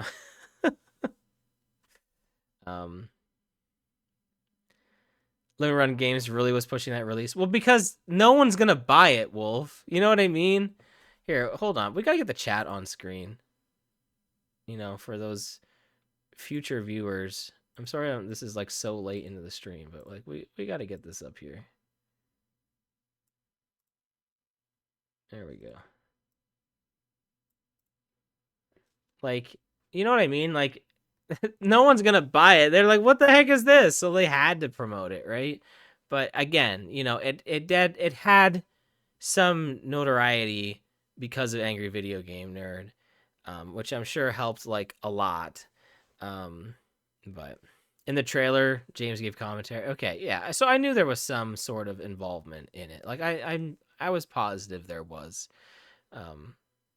I don't remember a lot of things, but I do I do remember my limited run games announcement of Plumbers Don't Wear Ties on Switch. So E3 was so boring for so long. There's one more notable announcement. When was that announced? That wasn't in the Direct. That was that like PC game show or something like that. I miss E3. I won't get into that right now, but I miss it. All right. We're okay. We are moving into a special segment of the stream, which is we're going to go over all the games, not all the games I own, but we're going to go over all the games that I own the original copies of. And we're not going to go over every console, because like when we get to PS2, it'll be like, yeah, I own all this. And GameCube, oh yeah, it's all my original copies. But like for like the cartridge based stuff is where it's like not necessarily. So I want to get into that. And also I want to point out some of the games that I got recently from my brother when I went to Canada. So because I knocked off quite a few hits by doing this. So anyway, I'm going down the list. So I'm going to point out all of my childhood games, and then I will also tell you if I actually own the childhood copy of it. So starting with alphabetically is The Adventure. So is omitted from alphabetical. So The Adventures of Rad Gravity. I do not own my original copy. But the copy that I do own, I purchased. And this has a cool story. I'm pretty sure this is when I purchased this. It was purchased at, I'm pretty sure it was the first Con Bravo I went to. I'm pretty sure. I bought this, and I bought Teenage Mutant Ninja Turtles NES, which I also had growing up. But and the reason I don't own all of my original copies is because they're my brother's, and even though I kept the NES, I gave I gave them back. Like, when I had all the cartridges, I gave them back to them because they're theirs. And I mean, quite frankly, a lot of the carts are harder to find than getting another NES. You know what I mean? Like I said earlier, you can get another NES. But getting the childhood cartridges are a little different, and some of those games are worth like a heck of a lot more than the system. Um, Limited run games did their own thing. They've been doing their own limited run games. 3, they have been doing their own E3. Just a little presentation. So anyway, so the copy of Rad Gravity, I own 2 right now. I'm getting rid of 1 because I don't need 2. But so the one that I own is from Con Bravo, the very first con I ever went to. And then the other copy I own came with my boxed copy of Rad Gravity that I own. So I put my more sentimental Rad Gravity into that box. And I also own the manual. The box didn't have the manual, but Pixel Plume, he actually gifted the manual to me as a present. I think it was when I moved here, because actually part of me getting that box when I went to Montreal, because I had to for the marriage visa part of moving here. I had to go to Montreal, which is like, it was a big thing. I had never gone somewhere like that by myself. Typically I've always gone with somebody, but I never traveled somewhere like that by myself. But I did, and I kid you not, like, just doors down from just like a few doors down from where I had to go was a game store. Like, I was looking up game stores in the area, and I was like, oh, there's straight up just a game store, like, basically right next to the building I need to go to, which is nuts, right? And it was such an awesome game store. I went in, and they just had like a couple, like 2 or 3 racks of like boxed NES and SNES games on it, and I think some N64, and they're like not in a case or anything, probably not super valuable, but I was like, oh my god, this rules. Like, just seeing them just loose on the shelf, I'm not gonna steal it or something. And I obviously they probably weren't too concerned about that, but the fact that they were just seeing boxes that you could just like look at like that was like, it was so cool. And sure enough, Rad Gravity was there. They had 1 copy of it, and I got it. It was a little pricey, but I bought it. It was kind of my present to me. When was I ever gonna see a box of Rad Gravity in person and purchase it? I think that may have been the only time ever. They also had a boxed copy of Faxanadu, but they did not want to. They wouldn't sell me just the box. But then when I went back the next day, they had some boxes they hadn't sorted through, like in the back, and they had just an empty box of Faxanadu, and they sold it to me. So I bought an empty box, but whatever. And one of my biggest gaming like regrets ever is one of my old local game stores, which doesn't exist anymore. Not because I don't live there anymore. The store doesn't exist anymore. They had a box copy of Faxanadu, and it was $2, and I never bought it because I was like, well, I own Faxanadu. Why do I need to buy this? Stupidest thing ever. I should have bought it. I think it was $2. I don't think it was 20. I think it was straight up $2. And then, this was years ago. This was probably like 2007, 2008 or something. But yeah, I should. That's one of my biggest gaming regrets. is a boxed copy of Faxanadu. I don't know what condition it was in, but it probably, for $2, I was getting the box, the game, and possibly the manual. I don't have the manual to Faxanadu anymore, but that's one of my like nostalgic gaming manuals. I really like the manual for that game. So, oh man, guys, we've only gotten through one game. We're gonna be here a while. Oh, also, I need to do something on. I need to do this. I don't need to do this on stream, but there's something bugging me, and I'm gonna see if I can. I'm gonna see if I can fix it while we're live. I know that seems ridiculous, like really ridiculous. All right, let's see if that worked. Okay. All right.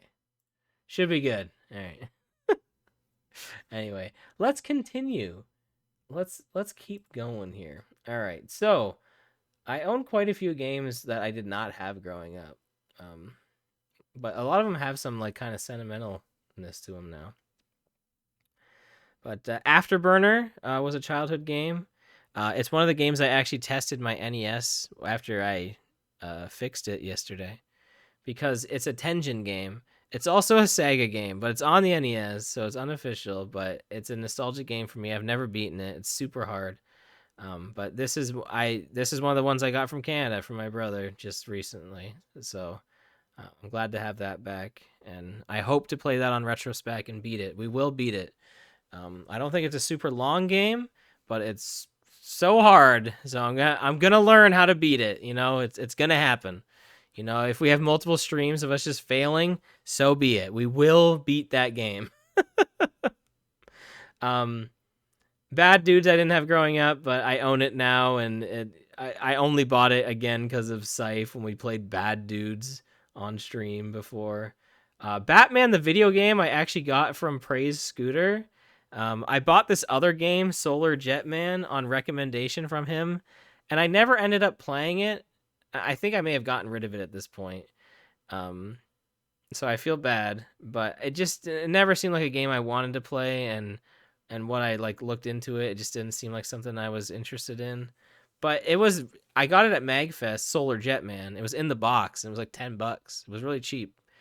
And I guess that's maybe why I got it, because it was a cool deal. And back then I was just trying to get like good deals on games, but I passed up on Batman, and I don't know, maybe Scooter felt bad or something, but uh he bought me a copy of it at Magfest. So that's my copy of Batman. I've never beaten that one. I have played it. It's really hard. I want to beat that game too, but that's a notoriously like people love that game. And it's Sunsoft, so it's got a great soundtrack. But so I will beat that one at some point. But so yeah, thanks Scooter for that. Blaster Master's another Sunsoft game. When did I get Blaster Master? You know, I don't really remember. It may have been Magfest. It may have been the same one. There's another Magfest game on here. I don't really remember when I got Blaster Master, but I played it on stream, and I loved it. And it made me end up playing the Blaster Master Zero series. Like I played Blaster Master, and then so like I have when I beat it. So I beat it in September 24th, September 24, 2016. The Switch came out in what, like March 2017 or something. And one of the launch titles for the Switch was Blaster Master Zero. And so I was super excited because I think it was announced not long after I beat the original. And I was like, oh, wow, that's cool timing. And they actually released it on 3DS because I didn't get a Switch at launch, but it was a 3DS game. And Blaster Master 0, 2, and 3 probably also could have been 3DS games. Oh, thanks for the hydrate, Kaz. I just did it, but you know, we can hydrate again. So yeah, they definitely all could have been 3DS games, but you know, I get it. You know, why would they develop for the other ones for the 3DS when like no one's buying them anymore at that point, right? But you know, I don't think I've actually played Zero on the Switch. But I've played through all of the Blaster Master Zero games and I really liked them. and I wanted to get a physical copy of it, but I never ended up doing that. Maybe I will at some point, but anyway, that's not important. I don't remember when I got Blaster Master, honestly. Magfest sounds right. I don't think I got it like early in my game chasing career, but I don't know. Castlevania is also one I would have gotten earlier, and that has to have been early in my game chasing career because the Castlevania 1 is one of my first streams. Like, that's still, you can go back and watch from 2013. You can go back and watch when I beat Castlevania on stream on Twitch right now. It's still, that VOD is still there. So that's a thing you can still watch to this day. That was the first time I ever beat Castlevania. It's a game I had played growing up, but I probably like at a friend's house or something, or like I think maybe even a cousin's house, and so I never really played very far. But I played that. Now Castlevania 3, I'm pretty sure was at the same Magfest as Batman was, and so I do remember getting that, and I got a great deal on that. And I really enjoyed Castlevania 3. Super hard, but super good. Crystallis. When did I get Crystallis? Or Crystallis? Hey, a plug to Mega Freak 400. He's going to be playing that. That's not tonight, is it? Did he start that tonight? Would that be crazy? If he did, we'll raid into him later. I think he's doing Name That Game tune, right? No, he is playing Crystallis. That is tonight. That's crazy. Oh, maybe I'll raid into him. I love it. It's a great game. It's SNK. It's on the SNK collection they released on Switch. It's also on NSO. So it's got both going for it. But it's like part Zelda, part like Secret of Mana. I think it plays kind of more like Secret of Mana, except the combat's a lot more responsive because it has like charge attacks and stuff. But yeah, it's a fun RPG. It's a top-down RPG. Big recommend. So that's crazy. That's tonight. Yo, Pixel Bloom, yo yapping stream. Pixie, we were just gushing about you, how you got me the manual for Rad Gravity. Yeah, we're just talking. We're just talking. This was originally going to be an Animal Crossing stream and a Mario stream, and it turned into not that at all. We should probably just change the info as well to be like just chilling stream.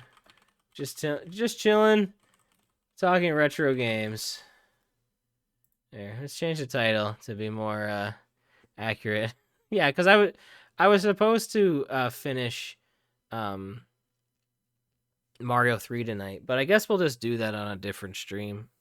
I've just been having so much fun talking with you guys that I just wanted to keep talking. Like, yeah, I can play games but like it's just been fun. This has just been fun just doing this. I would, yeah, Odin's P1 podcast. Hey buddy, bro, welcome on in.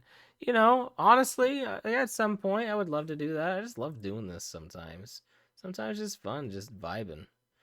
Just kind of talking. Like it's just a good time, you know what I mean? Like it's just a bit of a good time. And that's kind of all I really wanted from tonight is I wanted to stream.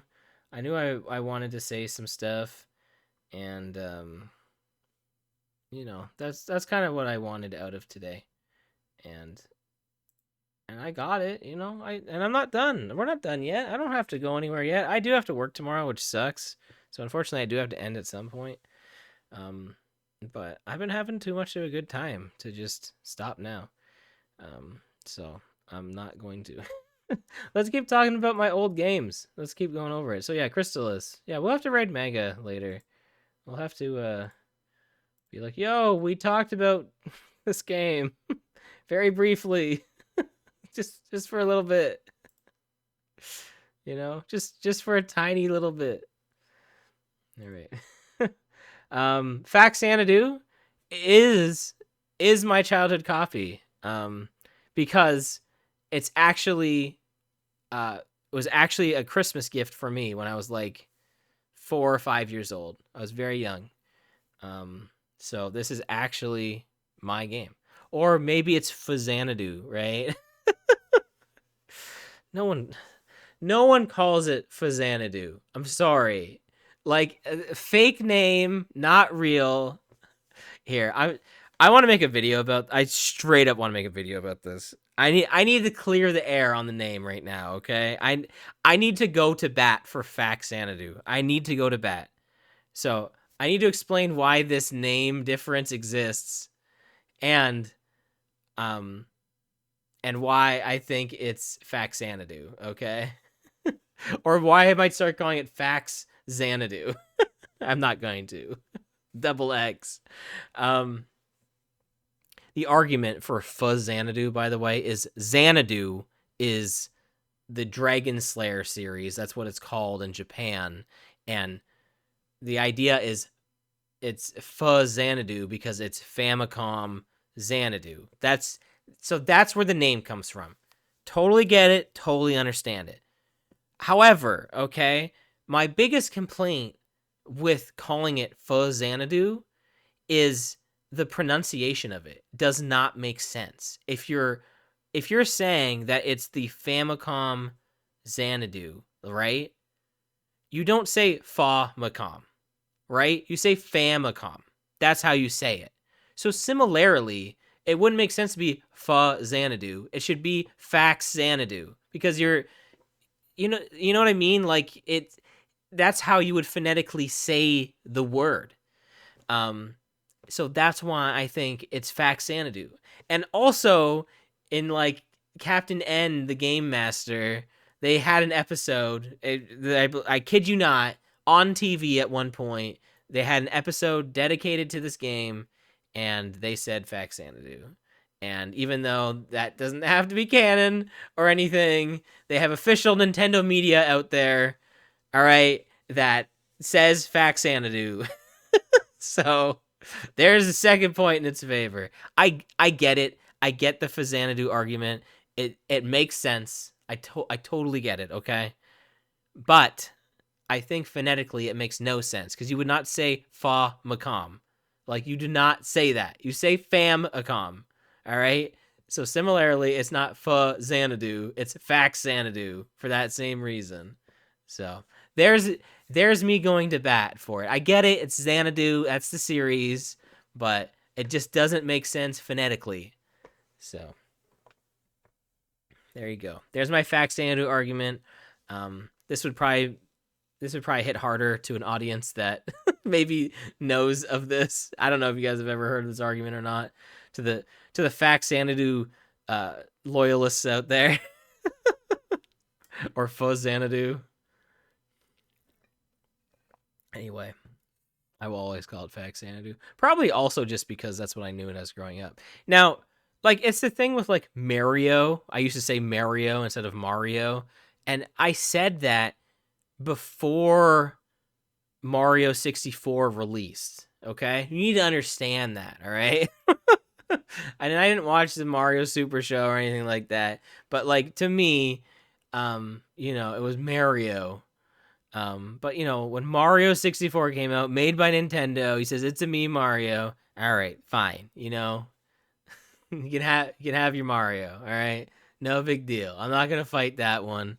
Most iconic video game character on the planet. It's fine. I'm not arguing that one. But Mario is a pronunciation of the name. I think it's how Mario Lemieux. I don't think it's Mario Lemieux. I think it's Mario Lemieux. Maybe I'm wrong. I don't know. Anyway. Does anyone care? No. Let's keep going. So next up is Final Fantasy.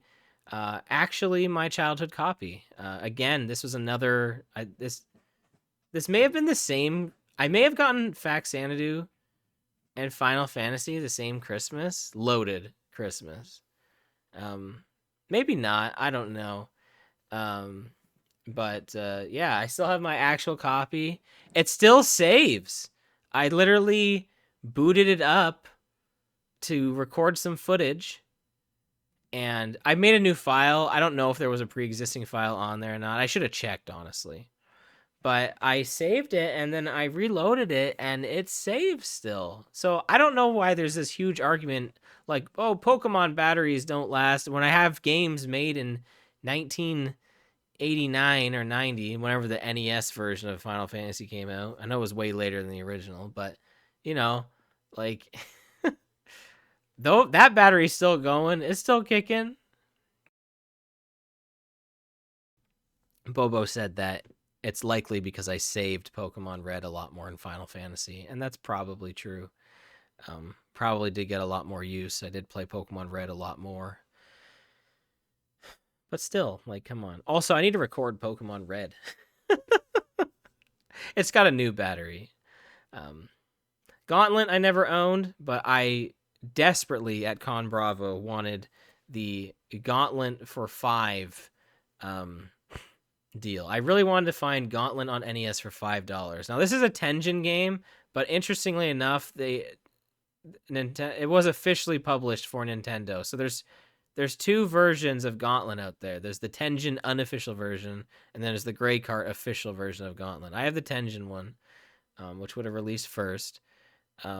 But yeah, so I got that for $5 at a Con Bravo. I think it was part of a package deal we were doing with our friends, and I was just so desperate to get it for $5, and I did. I had a mission at that Con Bravo, and I succeeded. All right, Guerrilla War.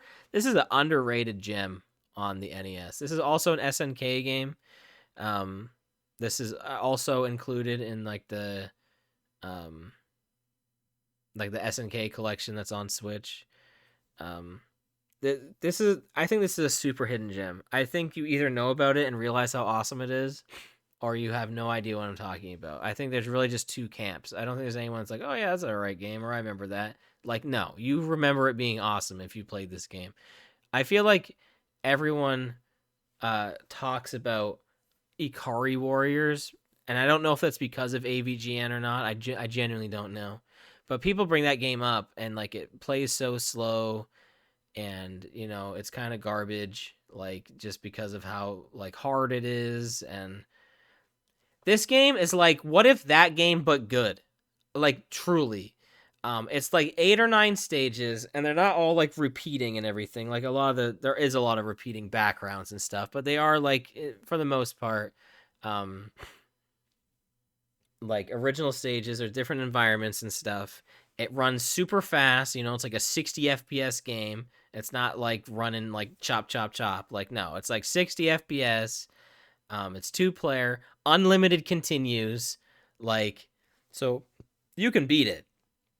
There's no excuse why you can't beat Guerrilla War. You will beat it. You will beat it. It has unlimited continues. Oh yeah, Ikari Warriors. So that's the SNK game. So that had to have been like before Guerrilla War.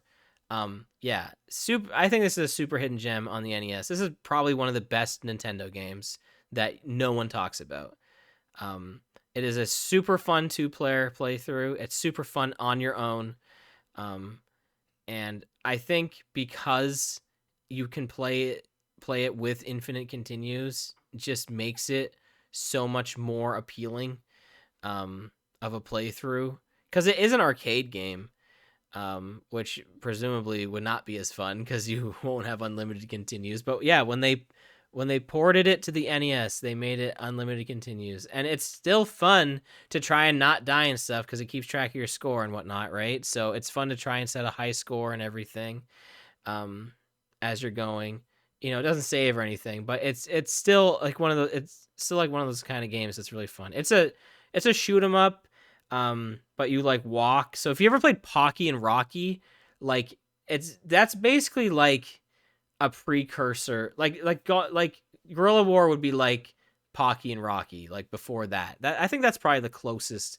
Now Pocky and Rocky is hard and also has like limited lives and stuff. So imagine that game, but good. No, Pocky and Rocky's great too, but but good. Okay, so but it's really good. Curious getting Gauntlet Legends on N64. The N64 version's actually really good because you can like, well, obviously you can save, and your time doesn't tick down like your health, but you can like save your items. It's 4-player with the expansion pack. That's like I feel like that's like maybe a little unknown thing is you can't actually play Gauntlet Legends 4-player unless you have the N64 expansion pack. You can play it 3-player, but not 4-player. So you need that. I do own that actually. That's one I've always wanted to beat, and I never have. It's a pretty tough game, but let's keep going here. Kid Icarus is so I actually have 2 copies of this game. I think. Um. Do it. Did I get rid of one? Do I have 2? Is there one on the shelf? No, I guess not. I guess it is. Oh, okay, I have a box copy, and I think that's my original copy. I must have gotten rid of the other one then, because I thought I had 2. I bought a box. I bought back at Value Village. I bought a box copy of Kid Icarus and Super Mario Bros. 3. And Super Mario Bros. 3 is sealed, maybe, potentially. Oh, Bobo. Hey. Hi. How's it going? We're just talking. Oh, okay. It's just been a chatting stream. Hey. Bobo's home. I just came creeping in. Yeah, she's lurking. I am. But I bought a box copy of Kid Icarus and Mario 3 at Value Village, and Kid Icarus was way cheaper than Mario 3, and at the time I think the going price was similar too, but I think that's since flopped or like changed because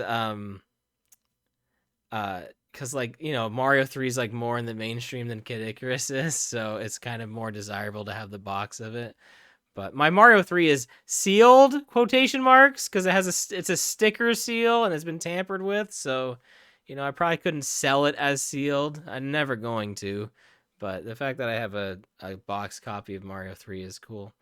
But yeah, the Kid Icarus I have is my actual copy, but the box I got from Value Village. So, but that was another game where it was actually my game. Like that was a gift to me for birthday or Christmas or something like that.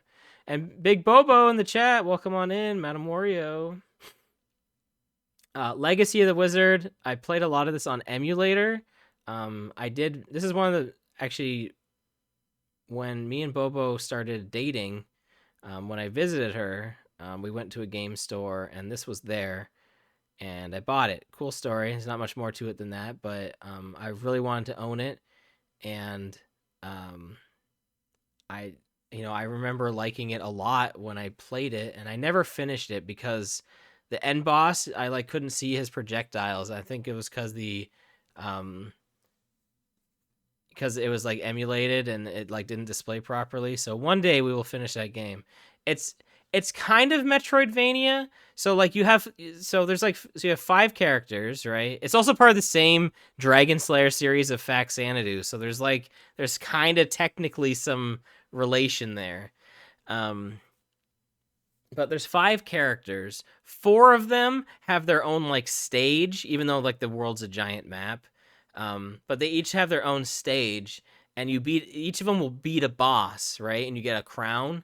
And then the 5th character, the final character, you use the crown to you go through these portraits that are on the map, and you warp around between the different worlds that you've been to with the other characters, and you're basically trying to find like the Dragon Slayer, like the sword.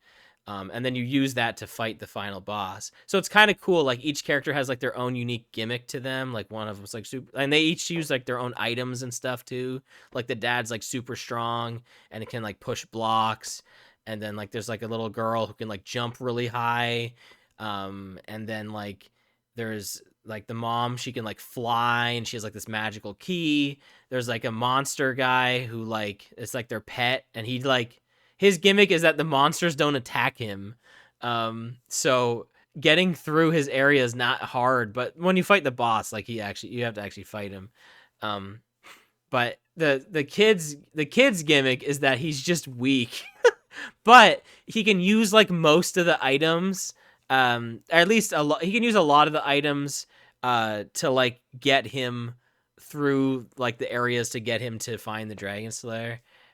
It's super hard to find your way around. There's hidden shops. Like, it's definitely one of those games that you like need a guide for. I don't remember if I ever looked up anything for it. I think I legitimately figured it out. But it is super hard. It's definitely a game I think you can get stuck in, which kind of sucks. But it is fun. It is fun. It's got some bopping tunes. Is this the monster from the game? Is that what that is? That's awesome. I don't know if that is or not. I'm assuming it is, right? Pochi? Is that the monster's name? Oh, that's cute. Of course, now I can't get this off screen. Okay, there we go. Yeah. So yeah, I wouldn't call it a hidden gem. People know about it, but yeah, Pochi ain't stupid.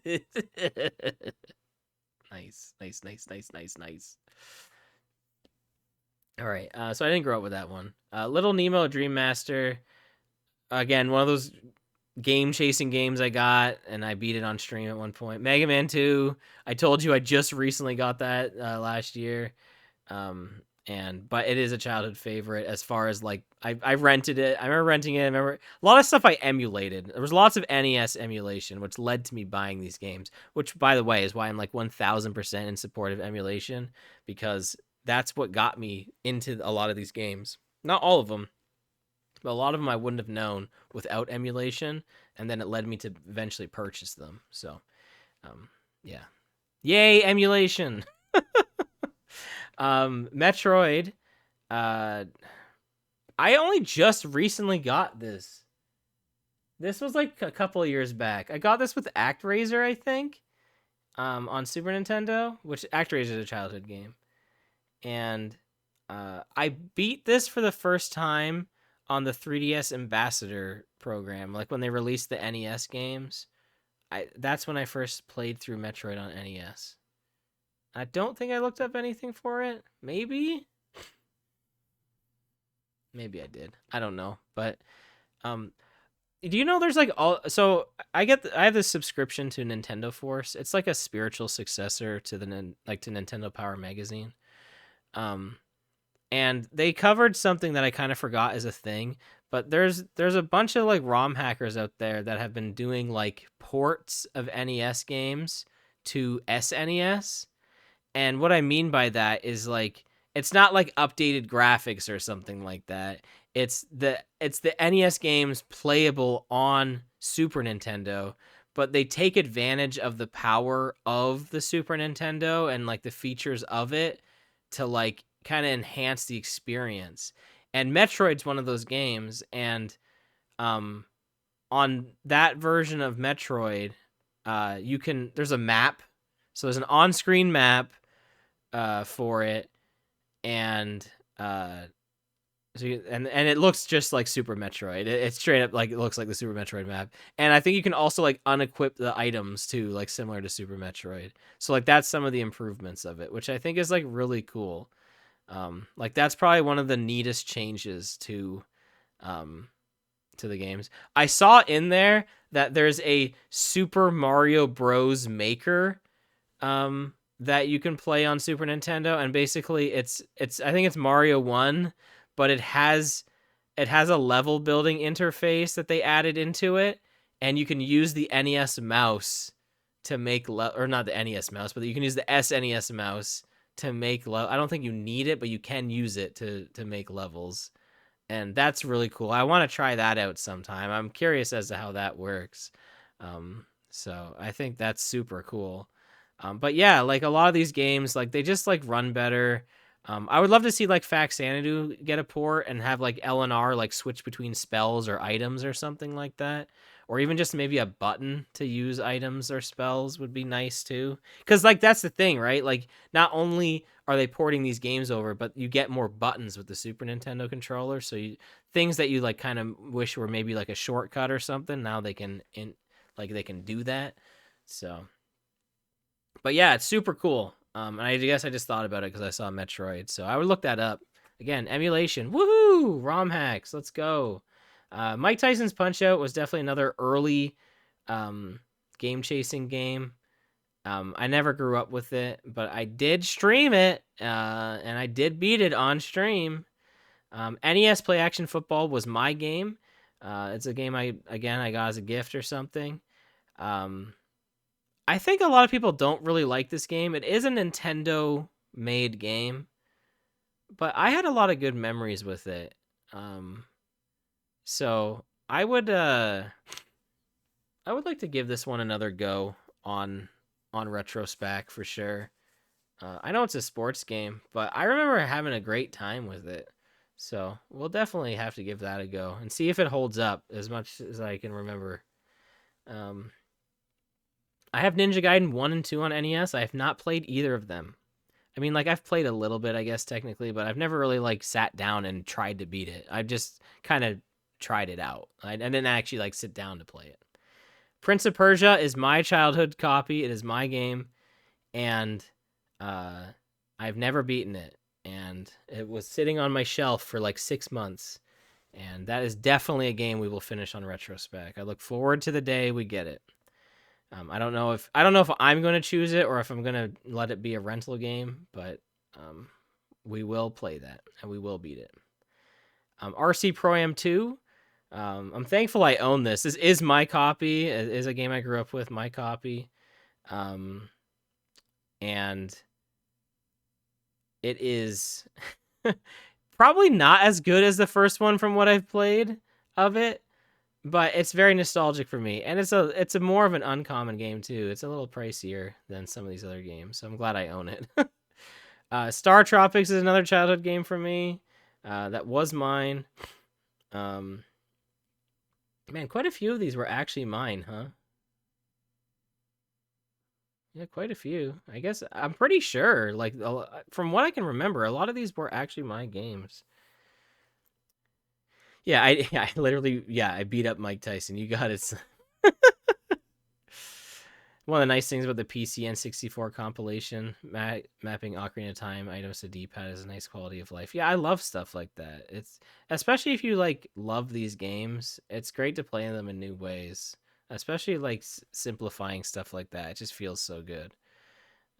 Especially if it's still the same game. You know what I mean? Like, there's nothing wrong with it.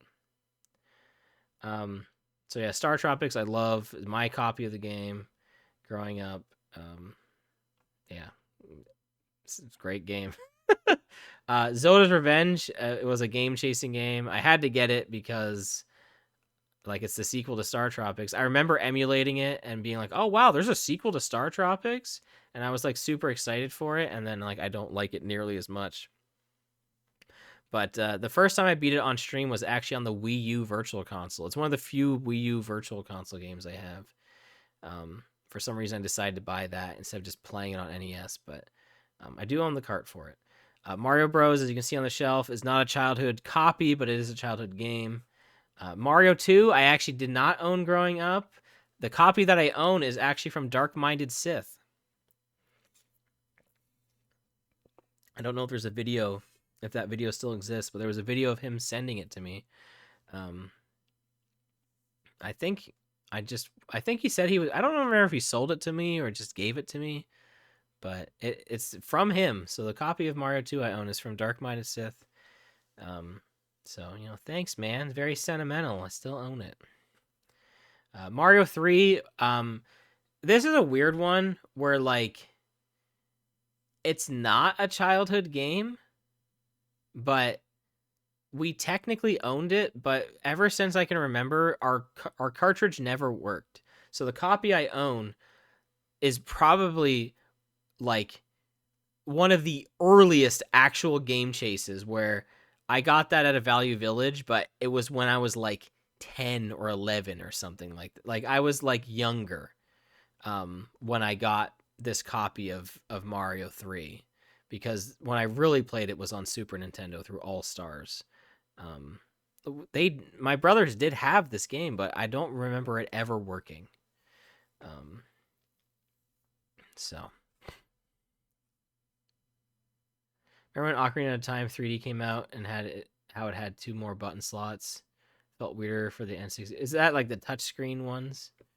Yeah, like that's the thing, right? Like a lot of these like quality of life on the newer ones, like when it uses like the touchscreen, and that it's like how easy of access is that, right? Like I would like for them to put Ocarina of Time 3D on like Switch. That would be nice. I would like that. Ninja Turtles is a childhood game. It was not my game. It was my brother's. And I already told you the story earlier when I got Rad Gravity. I also got my copy of this too. So, Urban Champion, I think is mine. I'm pretty. It's my childhood copy. I have. I think it is mine. Um, maybe, maybe not. I don't know. It's awful. Yoshi, is my childhood copy. But it was my brother's, so he gave that to me. So thanks. That kind of book ended here. Well, not quite, but so he gave that to me. So yeah, there we go. There's all my NES games. Yay, that was fun. Let's go through my SNES ones now. That's not. I have way more. I have so many more. No, we'll save that. We'll do that another time. But, that was kind of fun talking about that. I guess we still could play Animal Crossing, right? To send off the night. I just don't think we'll play No, I think I might just do what I've done before, and I'll just stream Animal Crossing in the server. Like in my Discord server, which thanks Stream Elements bot for posting that. I'll probably just do that instead. Because I kind of want to just upload this archive like to YouTube like this, because this has been fun just kind of talking about this stuff. Um, so I don't. No, we don't worry. We'll pull those weeds. we'll pull those weeds in Animal Crossing, but I think I'll probably just play it in the Discord server, if only because I kind of want this. Like I said, this stream to just kind of be this, because it's been really fun just doing this. Honestly, I need to do this more. Okay, so we will find more nights in which to just casually, we got Retrospec. That's happening 3 times a week. By the way, so just getting some plugs out there for my stuff on my own channel, crazy. Retrospec, Monday, Wednesday, Friday, 7 p.m. Eastern time, on Twitch. So you can catch it then. Right now I'm playing Link to the Past, which should have, I'm thinking, 2 streams left. And then Friday will be the first rental game. And I think we can probably beat Zelda in 2 streams. And so Friday will be the first rental game. So if you are a Twitch subscriber or YouTube member and you join my Discord and you have it linked to your appropriate account, Twitch or YouTube, then you can access the Retrospec part of my Discord server. And you can vote on what you want my next Retrospec game to be. As of the last time I checked, it was a tie. So you can break that tie if you become a sub and join my Discord. So thanks for supporting my content. I really do appreciate it. Thanks for following and everything. It really means a lot. Yeah, I'm wearing this. I got this from my dad, this shirt. So there's that. Thursdays is the Adventures of Odin Spack. So I mentioned this on Discord, and I also just put this on YouTube. So now I'm going to mention it on Twitch. So those streams might be moving to Twitch. I'm thinking of moving all of my live content to Twitch and just archiving it all to YouTube, because this first week was like not difficult at all to archive my YouTube stuff. Like archiving Retrospec to YouTube was super easy, and I might just want to do that moving forward. I think just the engagement and everything is just different on Twitch than it is on YouTube. I feel like everyone who I've seen in the chat tonight has already been on YouTube. You know what I mean? Like, unless there's people lurking on YouTube, and there very well could be, right? Unless there's people lurking in the streams watching, and they would only watch on there as opposed to watching on Twitch. You know, I feel bad, but at the same time, as far as active members that I actually see, you guys are all here on Twitch. Like, I can't think of like a single person that like would all of a sudden like, because I've seen comments when I post my streams after the fact, like I get comments like people watching the streams back, so the VODs get watched. So I'm not losing that audience. Yeah, no one's lurking. What are you talking about? Yo, Yawner, how's it going? Welcome on in. Um, but I mean, you know what I mean? Like, if you watch the VODs after the fact, there's no difference between me posting it the next day onto YouTube. Um, it's the same thing. It is really the same thing at the end of the day. And if I have the chat on screen like I've been doing, then it's still the same thing. Um it's no big deal. I think it's fine. I really do think it's fine. So I think I might do that. Now I'm still experimenting. I'm not sure like if I am 1000% doing this. But I am gonna play. I'm gonna try one more game on YouTube. It's gonna be a shorter game on there, and if I feel like it still kind of has that like, why am I still doing this on YouTube? Then I'm gonna move Adventures of Odin Spec to Twitch, because then realistically, all of my stream content will be on this platform, and so there's that chance of engagement. And then when I upload it to YouTube, that's the second chance of engagement, right? So I think it's probably for the best. You know, obviously when I did my whole channel reboot, I was like, all right, we're doing everything YouTube. I wasn't liking how Twitch was like the monetization and the direction they were going. I didn't like it, so I'm like, all right, we're abandoning ship. You know, I'm trying YouTube because it had been a while anyway. And so I was just like, screw it. I'm just doing 100% YouTube. But now, as I've been going, I'm like, you know, I think there's a benefit to using both. So it's I'm gonna I think that's kind of the direction I'm leaning in. But I'm like I said, I want to make sure, but I want to tell you guys too, and I don't hear anyone saying like, damn it, unsubbed, unfollowed, you know.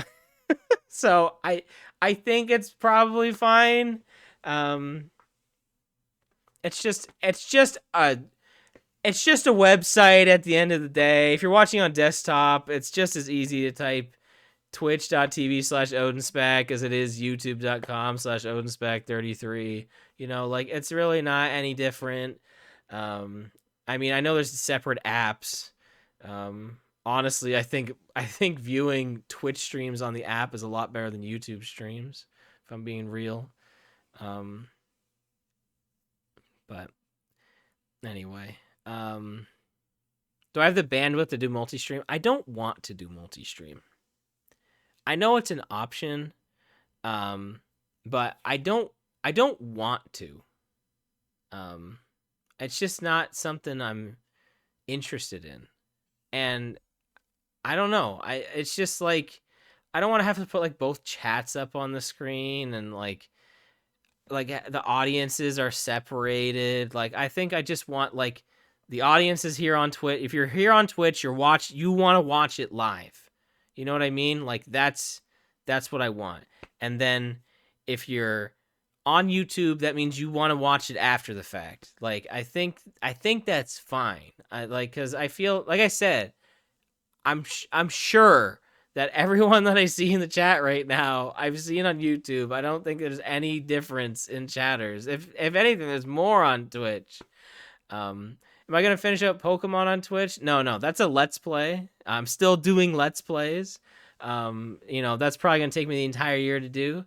But no, I am gonna continue Pokemon Red on YouTube because it is a recorded project. So it'll probably be my last recorded project for a while, especially with the direction I'm going in with live streaming as far as retrospec goes. It'll probably be my last Let's Play for a bit, unless I find some inspiration and then I really want to do something else. So, Litten Little, welcome on in. Is that like Chicken Little, but like Litten like the Pokemon? Welcome on in. First time chat. Thanks for saying hello. We're just talking. We're just chilling. This was originally going to be an Animal Crossing and Mario 3 stream, and it has turned into just talking about random retro video games, and yeah, it's been a good time. And, honestly, um, I'm I'm surprised I've been able to carry a conversation this long. Who who knew that when you don't focus on playing video games, you can talk about whatever, and it's actually not hard to do. Um, See, I don't want to classify this as a podcast. You know what I mean? I don't I don't want to give these like chill, relax streams like a a moniker. I don't want to classify them as something because then it turns into something that feels like a project or something serious or something like that. I just want to once in a while have a stream where I just talk with you guys and just because like that's that's fun. It's fun to just talk about random stuff, just kind of catch you up, like um I don't even know if I even brought up the Switch 2 at all. We keep talking about the Switch. I don't think I even brought up the Switch 2. Um, I mean, I've talked about it already, right? I talked about it during Prince of Persia, and I think I talked about it during Retrospec. Um, I don't think there's a lot to talk about on it, honestly. It's another Switch, and that's how it should be, honestly. Just make a better Nintendo Switch. So they got it. That's I didn't even realize the Joy Cons were larger until Bobo mentioned something, and then when I watched like the trailer back, I was like, oh yeah, they definitely show like the Joy Cons getting larger. I was like, oh okay. Like I honestly didn't realize. So I guess the old ones aren't compatible. They're like, no, buy our new controller. Kind of sucks, but all right, like I get it. um, I guess if they synced wirelessly to it, that would be fine. You would still need some sort of way to charge them though, right? Because does anyone have a separate um does anyone have a separate charging ability for ability also? Do you have a separate charging station or dock um or anything for your Joy-Cons? Like cuz mine just charge in like the Switch. Um, so I'm just curious, like if that's the case. Because my mom got me this. It was really cool, honestly. She got me this thing that plugged into the Switch, and it like wrapped around, and you could put Joy Cons in to charge them. It just plugged into the USB, and then uh it added like a USB like little like slot and added spots to charge the Joy Cons and some loose Switch carts. It was a neat little accessory for it, um, but it stopped working. Something about it stopped. I can't remember what happened with it, but it stopped working regardless. I don't think it was very expensive or anything like that, but it was very cool. I know there's official Nintendo stuff like that. I was just curious um, if anyone has any like separate charging things. Like you know how you can buy like the charging Joy-Con grip, like that's a thing. You can also just buy like standalone charging stations for the Joy-Cons. I think I would, honestly it might not be bad getting something like that now with I think this is going to be a good time, guys. We are entering an era where this is going to be a great time to purchase Nintendo Switch accessories and controllers and stuff like that. Games, maybe not so much, only because they're backwards compatible. So there's still going to be a demand for them. Um, but accessories and stuff, this is when you might start seeing like clearance and low prices and stuff. People not wanting them, people getting rid of them, for the Switch 2. So this is going to be your time to get stuff like that. So that's exciting. I probably should capitalize on getting some sort of Joy-Con charging station because ideally I would have something set up like that in my perfect office space, right? Like I would have something like that. I don't know if you guys can notice, but the Wii U gamepad is floating here. I kind of don't like it being in the shot, honestly. Or alternatively, I should lower it and have it completely in the shot. But it's on this like floating shelf, but it's like screwed into the wall and the bookshelf. So um it's it's like not easy to move, like it's a commitment to move it. And I don't know if it would be better lower in frame or out of frame, but I really like how I have it here, and I wanted to use my Wii U way more, but I haven't. Hot story, I know. Tell it at parties. Ring Fit 2 launch title? I don't think so. I think Ring Fit's done. Um, yeah, they said some games won't be compatible, which is why I'm like I know you said like there's rumors that like they'll be compatible wireless. I don't know, only because of that, because they said stuff like that, right? Um, so the trailer, right? Like J Hops, they show it moving like a mouse, right? Like I really hope that is true. Because yeah, that would be great for Mario Maker. It'd be cool if they had like a our friend Hero Pon Will was saying like it'd be neat if they had like a Mario Paint pack-in title, because it wouldn't be like this like insane uh selling feature probably for the Switch too, and it probably wouldn't cost them a ton to make, but it'd be a neat way to show that off. So, but we'll see. I mean, yeah, they'll sell a Joy-Con charger station. Yeah, they'll sell all that stuff. You bought a charger for your NES controllers? It didn't fit. Oh man, that sucks. Yeah, Mario Kart 9 or 10 or X or whatever they want to call it. I don't know. Yeah, I mean, we saw like 3 seconds of it. They're like, okay, we're releasing another Mario Kart, so buy it.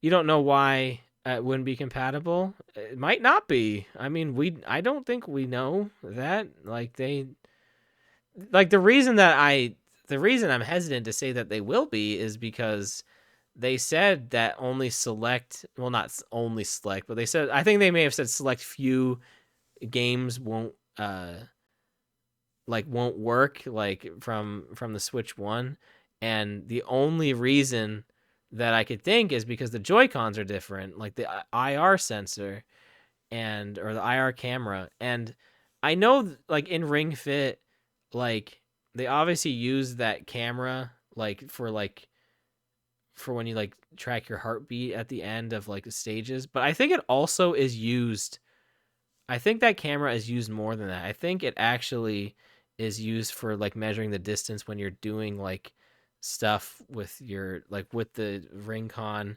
and with like when it's in your when the Joy-Cons in the leg strap. Like I think the camera does more than you think, because like when it's like when it's like I'll have like the Joy-Con like underneath my shorts when I'm playing Ring Fit, and sometimes I think it'll weirdly detect it. And I think it has something to do with the camera. So, but I mean, here's the thing: like, obviously, Ring Fit won't work with the new Joy Cons because they won't fit into the ring, right? So, like, it has the sliding gate for the ring, like as opposed to like the magnetic thing. So, I don't know if I would call Let's Go, Ring Fit, and Super Mario Party big Switch games. I mean, Pokemon, obviously very popular, but I don't know how well Let's Go is selling these days. I feel like Sword and Shield, well, not Sword and Shield, but Scarlet Violet, Ring Fit, I don't think was a huge. It was, they couldn't keep it on the shelves, I guess, but I don't think they ended up selling that many. Super Mario Party did sell really well, right? Like that one did. Um, But it was also like the first Mario Party that was like a traditional Mario Party in a long time, and people like wanted that. So anyway, like Pokemon sold because it's Pokemon. Ring Fit sold because it was the pandemic. And I mean, it was technically pre-pandemic, but I mean, like it was a pandemic. Like it was like literally when it was starting. Um, and then it sold 14. Wow, that is crazy. I hope there's a Ring Fit too, but I'm curious if the technology in the new Joy Cons will support that. So that's what I'm curious about. Um, if you want to use an old Joy-Con on the new console, that could enable support. Nintendo might not want to deal with that. Yeah, that's the thing, right? Like, you won't be able to play Ring Fit with the new Joy-Cons. They won't fit into the ring. Um, so that much I can say for certain. I know that. I don't need the Switch 2 in my hands to know. Sorry. That Ring Fit won't be compatible with the new Joy-Cons. So that game just won't work unless you know, unless they make that compatible. So, but like I said, yeah, it was also the pandemic, right? For Ring Fit, that was like literally late 2019, like right when I was starting. So that's unsurprising. That like, oh, a fitness game when everyone's inside, like it makes sense. I mean anything like that. I mean Animal Crossing, obviously, probably the biggest, the biggest trendsetter there. Video games just did well. Crazy. I imagine being inside. What are you gonna do? I think GameStop tried to like, they were like, we're an essential service. We're selling entertainment to people. GameStop, essential service. Oh man, insane, insane logic. There's no way. There's no way. Oh man. Oh. So, anyway, we'll get the Switch 2 when it comes out. We'll hear about it in April, so that's exciting. I wonder if we will get any more Switch news before then, though, like just regular Switch. Like if we'll have like a one last direct or something, because they usually have one around February. I know they have the Switch 2 one planned for April, but maybe they could have like they could have an actual one. I mean, we still got what? It's like Xenoblade Chronicles X Definitive is coming out next month. We still got Prime 4 and Legends. So we still got to hear about those games too. Is it March? Okay, so yeah, they probably want to market that, right? Considering they just dropped a trailer out of nowhere whenever they announced that. That was their announcement was just like trailer. Which I mean, that's how it should be probably. But for Nintendo, that's weird because they normally have that stuff in a direct because that's when they have the most eyes on their product. But I mean, you should just be able to just trailer. That's what they did with the Switch 2. That's what they did with the Switch 1. But the Switch 1 was a different landscape. Wii U was doing bad. But they still did it. But to pass out from tiredness, but hello, yo, Psycho Nacho Man, welcome on in. Spent a whole weekend packing, junk removal tomorrow, moving day Tuesday. Oh yeah, that's right. You got a new place, right? Well, that's exciting. Congrats. I don't think I've said that personally, but I know you've said it in Bobo's chat or in our Discord or something like that. So that's awesome. That's really exciting. You know, don't. I mean, it's easy to say, but you know, don't try not to overdo it. Don't overdo it. First aid. But so you know, just try to take it easy. But that's really exciting. It's it's your own place. You get to do like whatever you want with it. I'm sure you have plans and everything, but you know, I can't wait until me and Bobo have like a house. That'll be like super cool. That's one day we're gonna get there. We're gonna have our own little offices and stuff. Lit and Little, thanks for coming on by. I appreciate it. Thanks for being here. Have a good night.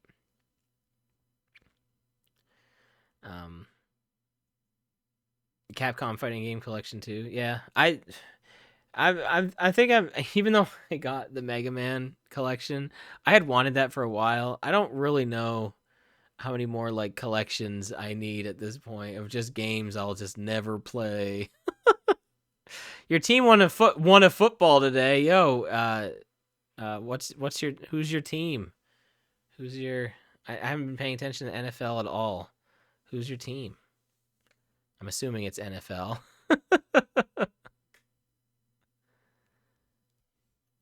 I don't know who's even left. One of my coworkers was talking to me today about it, and I was like, "Oh yeah, because like I know football, I know the teams and stuff like that, but I don't really like follow like at all. Like I have a team. It's the Giants. They're not in. I'm pretty sure. So Eagles. Yo, let's go Eagles. I think our friend Sizz is an Eagles fan. That would make sense. That sounds about right. Go Eagles. I heard the Bills are still in. My dad likes the Buffalo Bills. So I'm hoping that they make it because I don't think they've won it ever. And so it would be fun if they do. I don't know.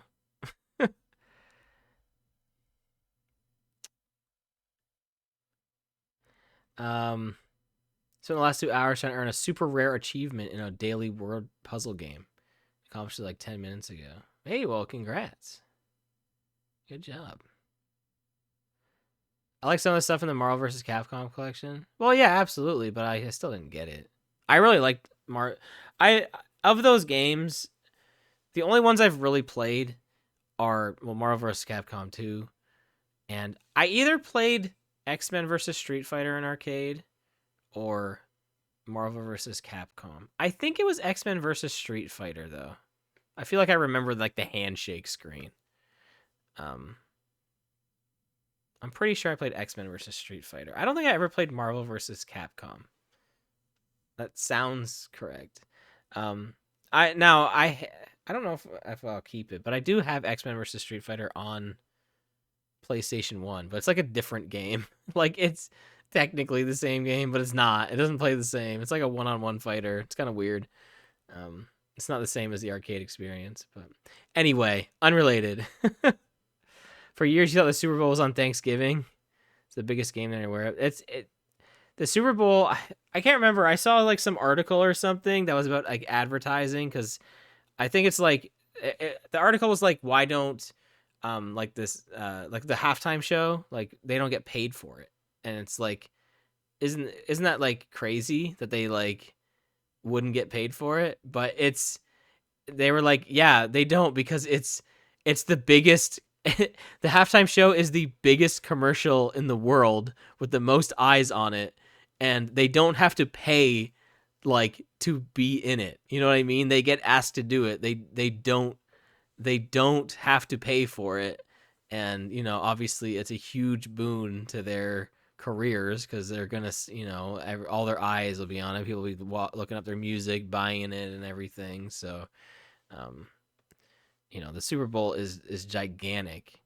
Um, so, you know, people, you know, millions of dollars get paid for like 15-30 second ad spaces in the Super Bowl, and they get like, you know, like 5-10 minutes of singing for free. I mean, they got to put on a show, obviously, but it's still crazy.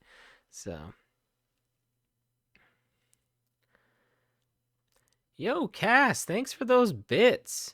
I just realized that I don't have like a alert uh like a general alert. I need to set up general alerts for stuff like this. But I have different alerts for retro. I have actual alerts for retrospect. But yeah, I gotta get some of the classic alerts back for stuff like this. Thanks, Cass. I appreciate that. Thanks for those bits. Eagles Bills Super Bowl. Is that possible? I'm guessing one's AFC one. Eagles are AFC, Bills are NFC. That sounds right. So yeah, we are talking sports. We're allowed to talk sports, and guys, we are going to play some sports games in retrospect. You guys are gonna have to watch the sports games. They are going to be fun, okay? They are going to be fun. Predetermined fun. Forced fun. Will happen, okay? Also, enjoy your lurk. Have a good night, Psycho. Appreciate it.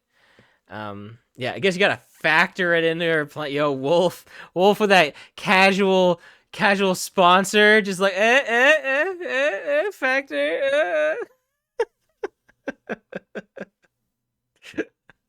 But no one's ever played a sport before. Yo, Naf, welcome on in. How's it going, pal? How you been? Yeah, we like sports, and we don't care who knows. Wow, Bobo likes sports. Let's go, Bobo. No, there's some.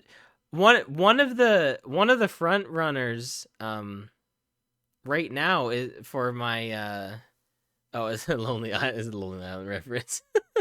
Bubble like sports. You saw it. Quote it. Quote it.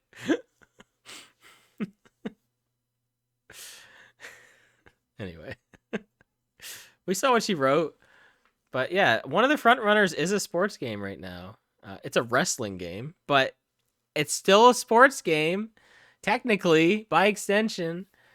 Wrestling games are a little different, I think, but still, um, I was secretly hoping that the NHL one was gonna get some hits in there, but no.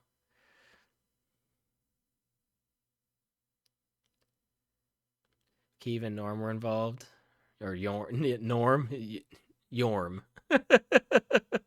Isn't it Keeb? Am I wrong? I don't know. Is it Keeve? Yo, fighting games. Actually, I think the other front runner is no, it's a beat 'em up. I did have a fighting game in. We had Mortal Kombat was one of the. It is Keeve. I don't know. Um, yeah, Mortal Kombat is one of the options.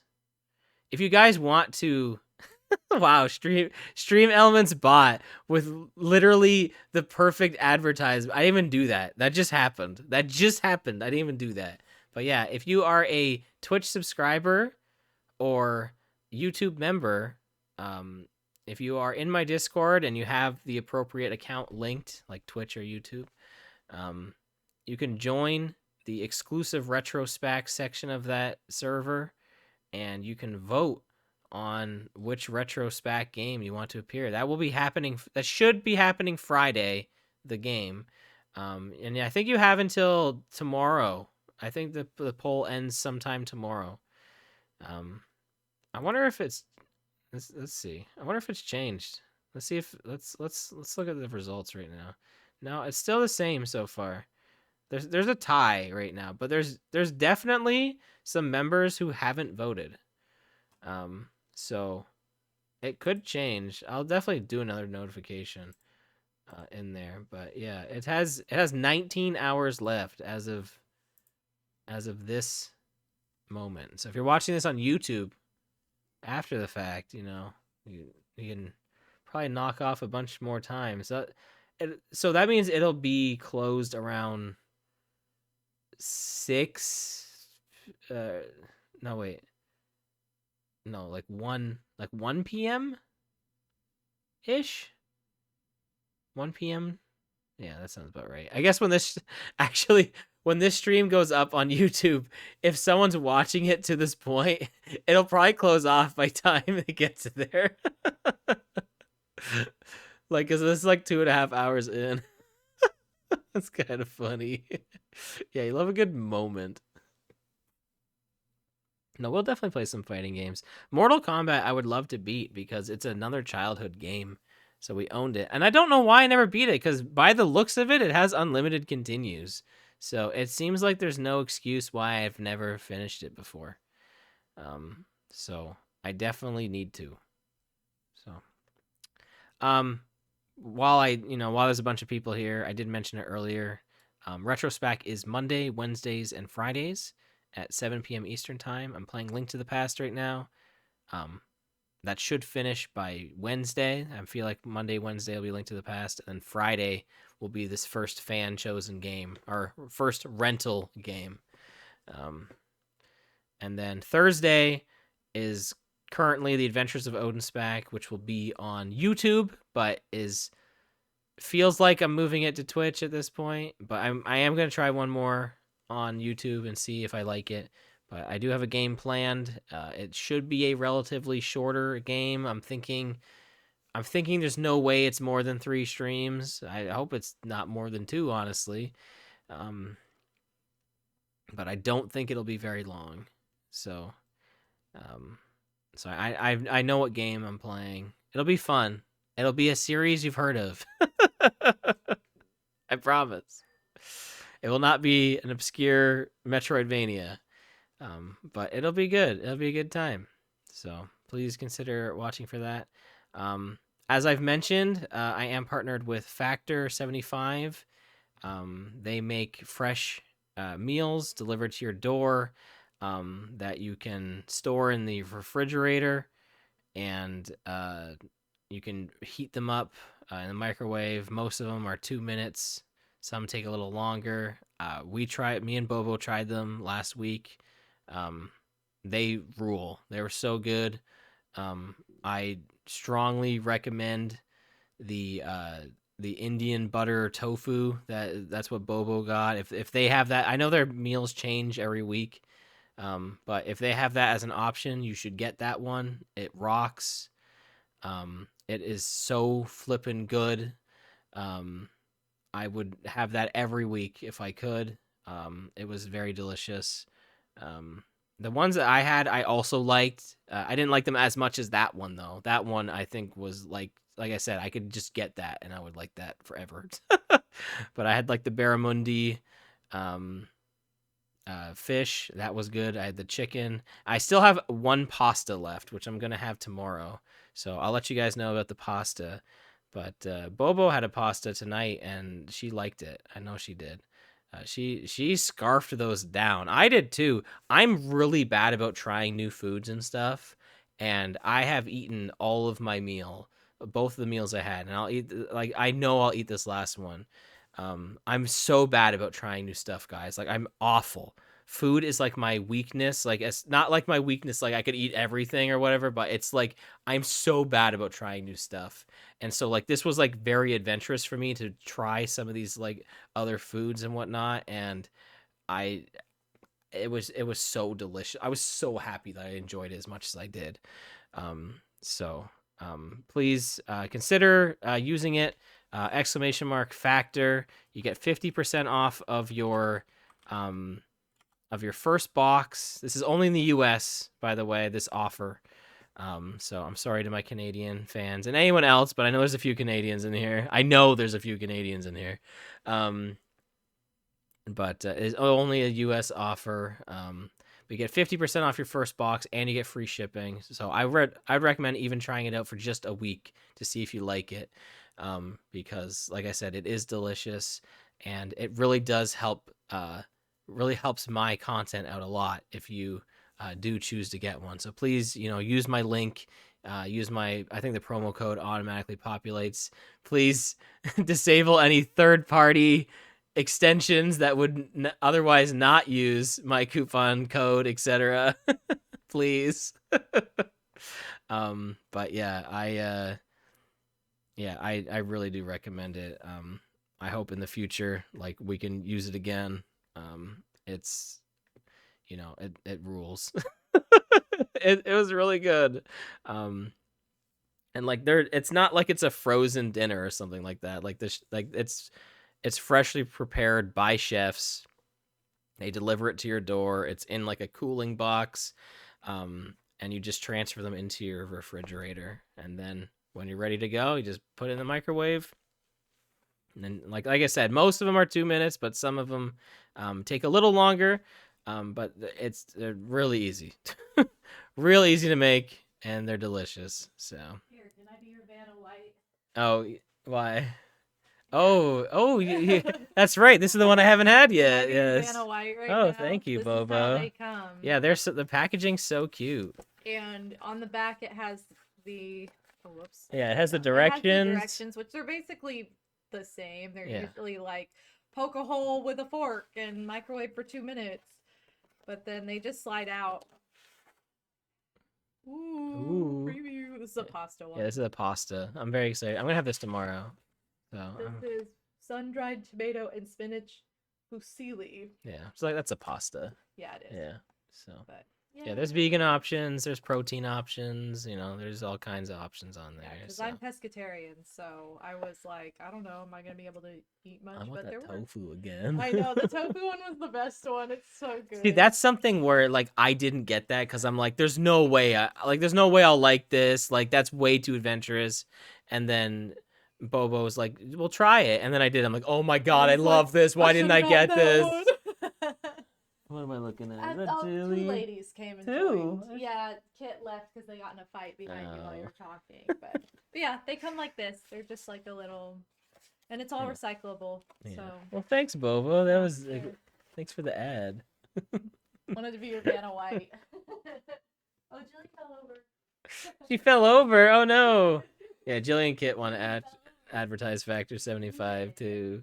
But Jilly was introduced to mayonnaise recently. She likes it. She did like mayonnaise. She loves her mayo. She did. She liked that mayo. She did not like mustard though. No, she was not a mustard fan. She likes the when I have barbecue chips. She'll lick the dust. Yeah, She likes the barbecue dust. she likes the barbecue She dust. likes the barbecue dust. I think she likes likes salty mayo. things. No, she does. Yeah, because she's so salty. She's not really sure what to do, like if she really wants to taste it or not, but she tries. She tried. She is a good girl. She flop over. Oh, Kit's kind of jealous. Come on in. Come on. This has turned into a cat stream. Naturally, don't they all? Right? I need the cat cam. Well, guys, I guess we should wrap it up.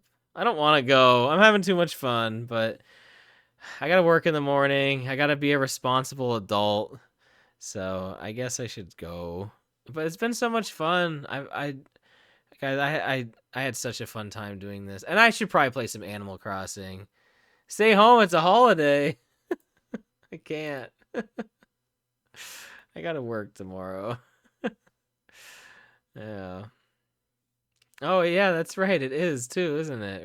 That's true. I'm sorry. I'm still unacquainted with the American holidays. Right? It's Martin Luther King Day tomorrow, right? That's right. I'm pretty sure that sounds right. I like live here. I am so Canadian. I know. I'm still not used to it. Okay. Yeah. I maybe I get bonus pay. I don't know, honestly. I actually don't know. Um, but yeah, I should probably go. It's been so much fun though, guys. And thanks for all the support tonight. Thanks, Cass, for the bits. We had a couple follows as well. Thank you to those follows. I won't mention it by name unless you want me to, but um, thank you for that. Um, and so tomorrow I'll be back with Retrospec. So please consider watching my Factor link. So if you are interested in it, okay, um, if you don't want to do it tonight or something, but you're like, okay, I'm thinking about it, um, it will. I'm gonna have it go until the end of the campaign, which is roughly 2 weeks from now still. So I'll leave the chat bot going for it, but I won't like push it and stuff like that in future streams, unless I do one more of these. If I do another chill, maybe we actually do end up playing Animal Crossing or Mario 3, then I will. But for Retrospec and Adventures of Odin Spac, it'll just kind of be in the background. So um just so you guys know, just so you know. But yeah, that link will be up, so if you are considering it, then yeah, like I said, obviously you use my link because you get that big discount too, right, and the free shipping, but also because it really helps me out too. So but yeah, thanks everyone for being here. But we should give a raid, and I did mention we should probably raid Mega because he's playing Crystalis, which is a game that I have played. I know, solid, but no, it's a cool game. You guys should definitely check it out. This is definitely like a game that you can expect to see on Retrospec probably at some point in the future. So I would definitely like check this out. This is the kind of cozy vibes that you can expect from Retrospec, but it's from my buddy Mega's stream. But yeah, he's playing Crystalis. I don't know. I guess he's playing. I think he's playing on Switch Online because I think it is on Switch Online. But yeah, we should give a raid. We should go hashtag chill vibes. Hashtag chill vibes. Hashtag gab. Because we've been gabbing. And hashtag switch to. just we'll just see how he reacts. We'll just spurn conversation, you know. There you go. There's your word of the day, spurn. All right. All right, guys. I know. Why would you? Let's give a raid. Thank you guys for watching. I've been Odin Spack.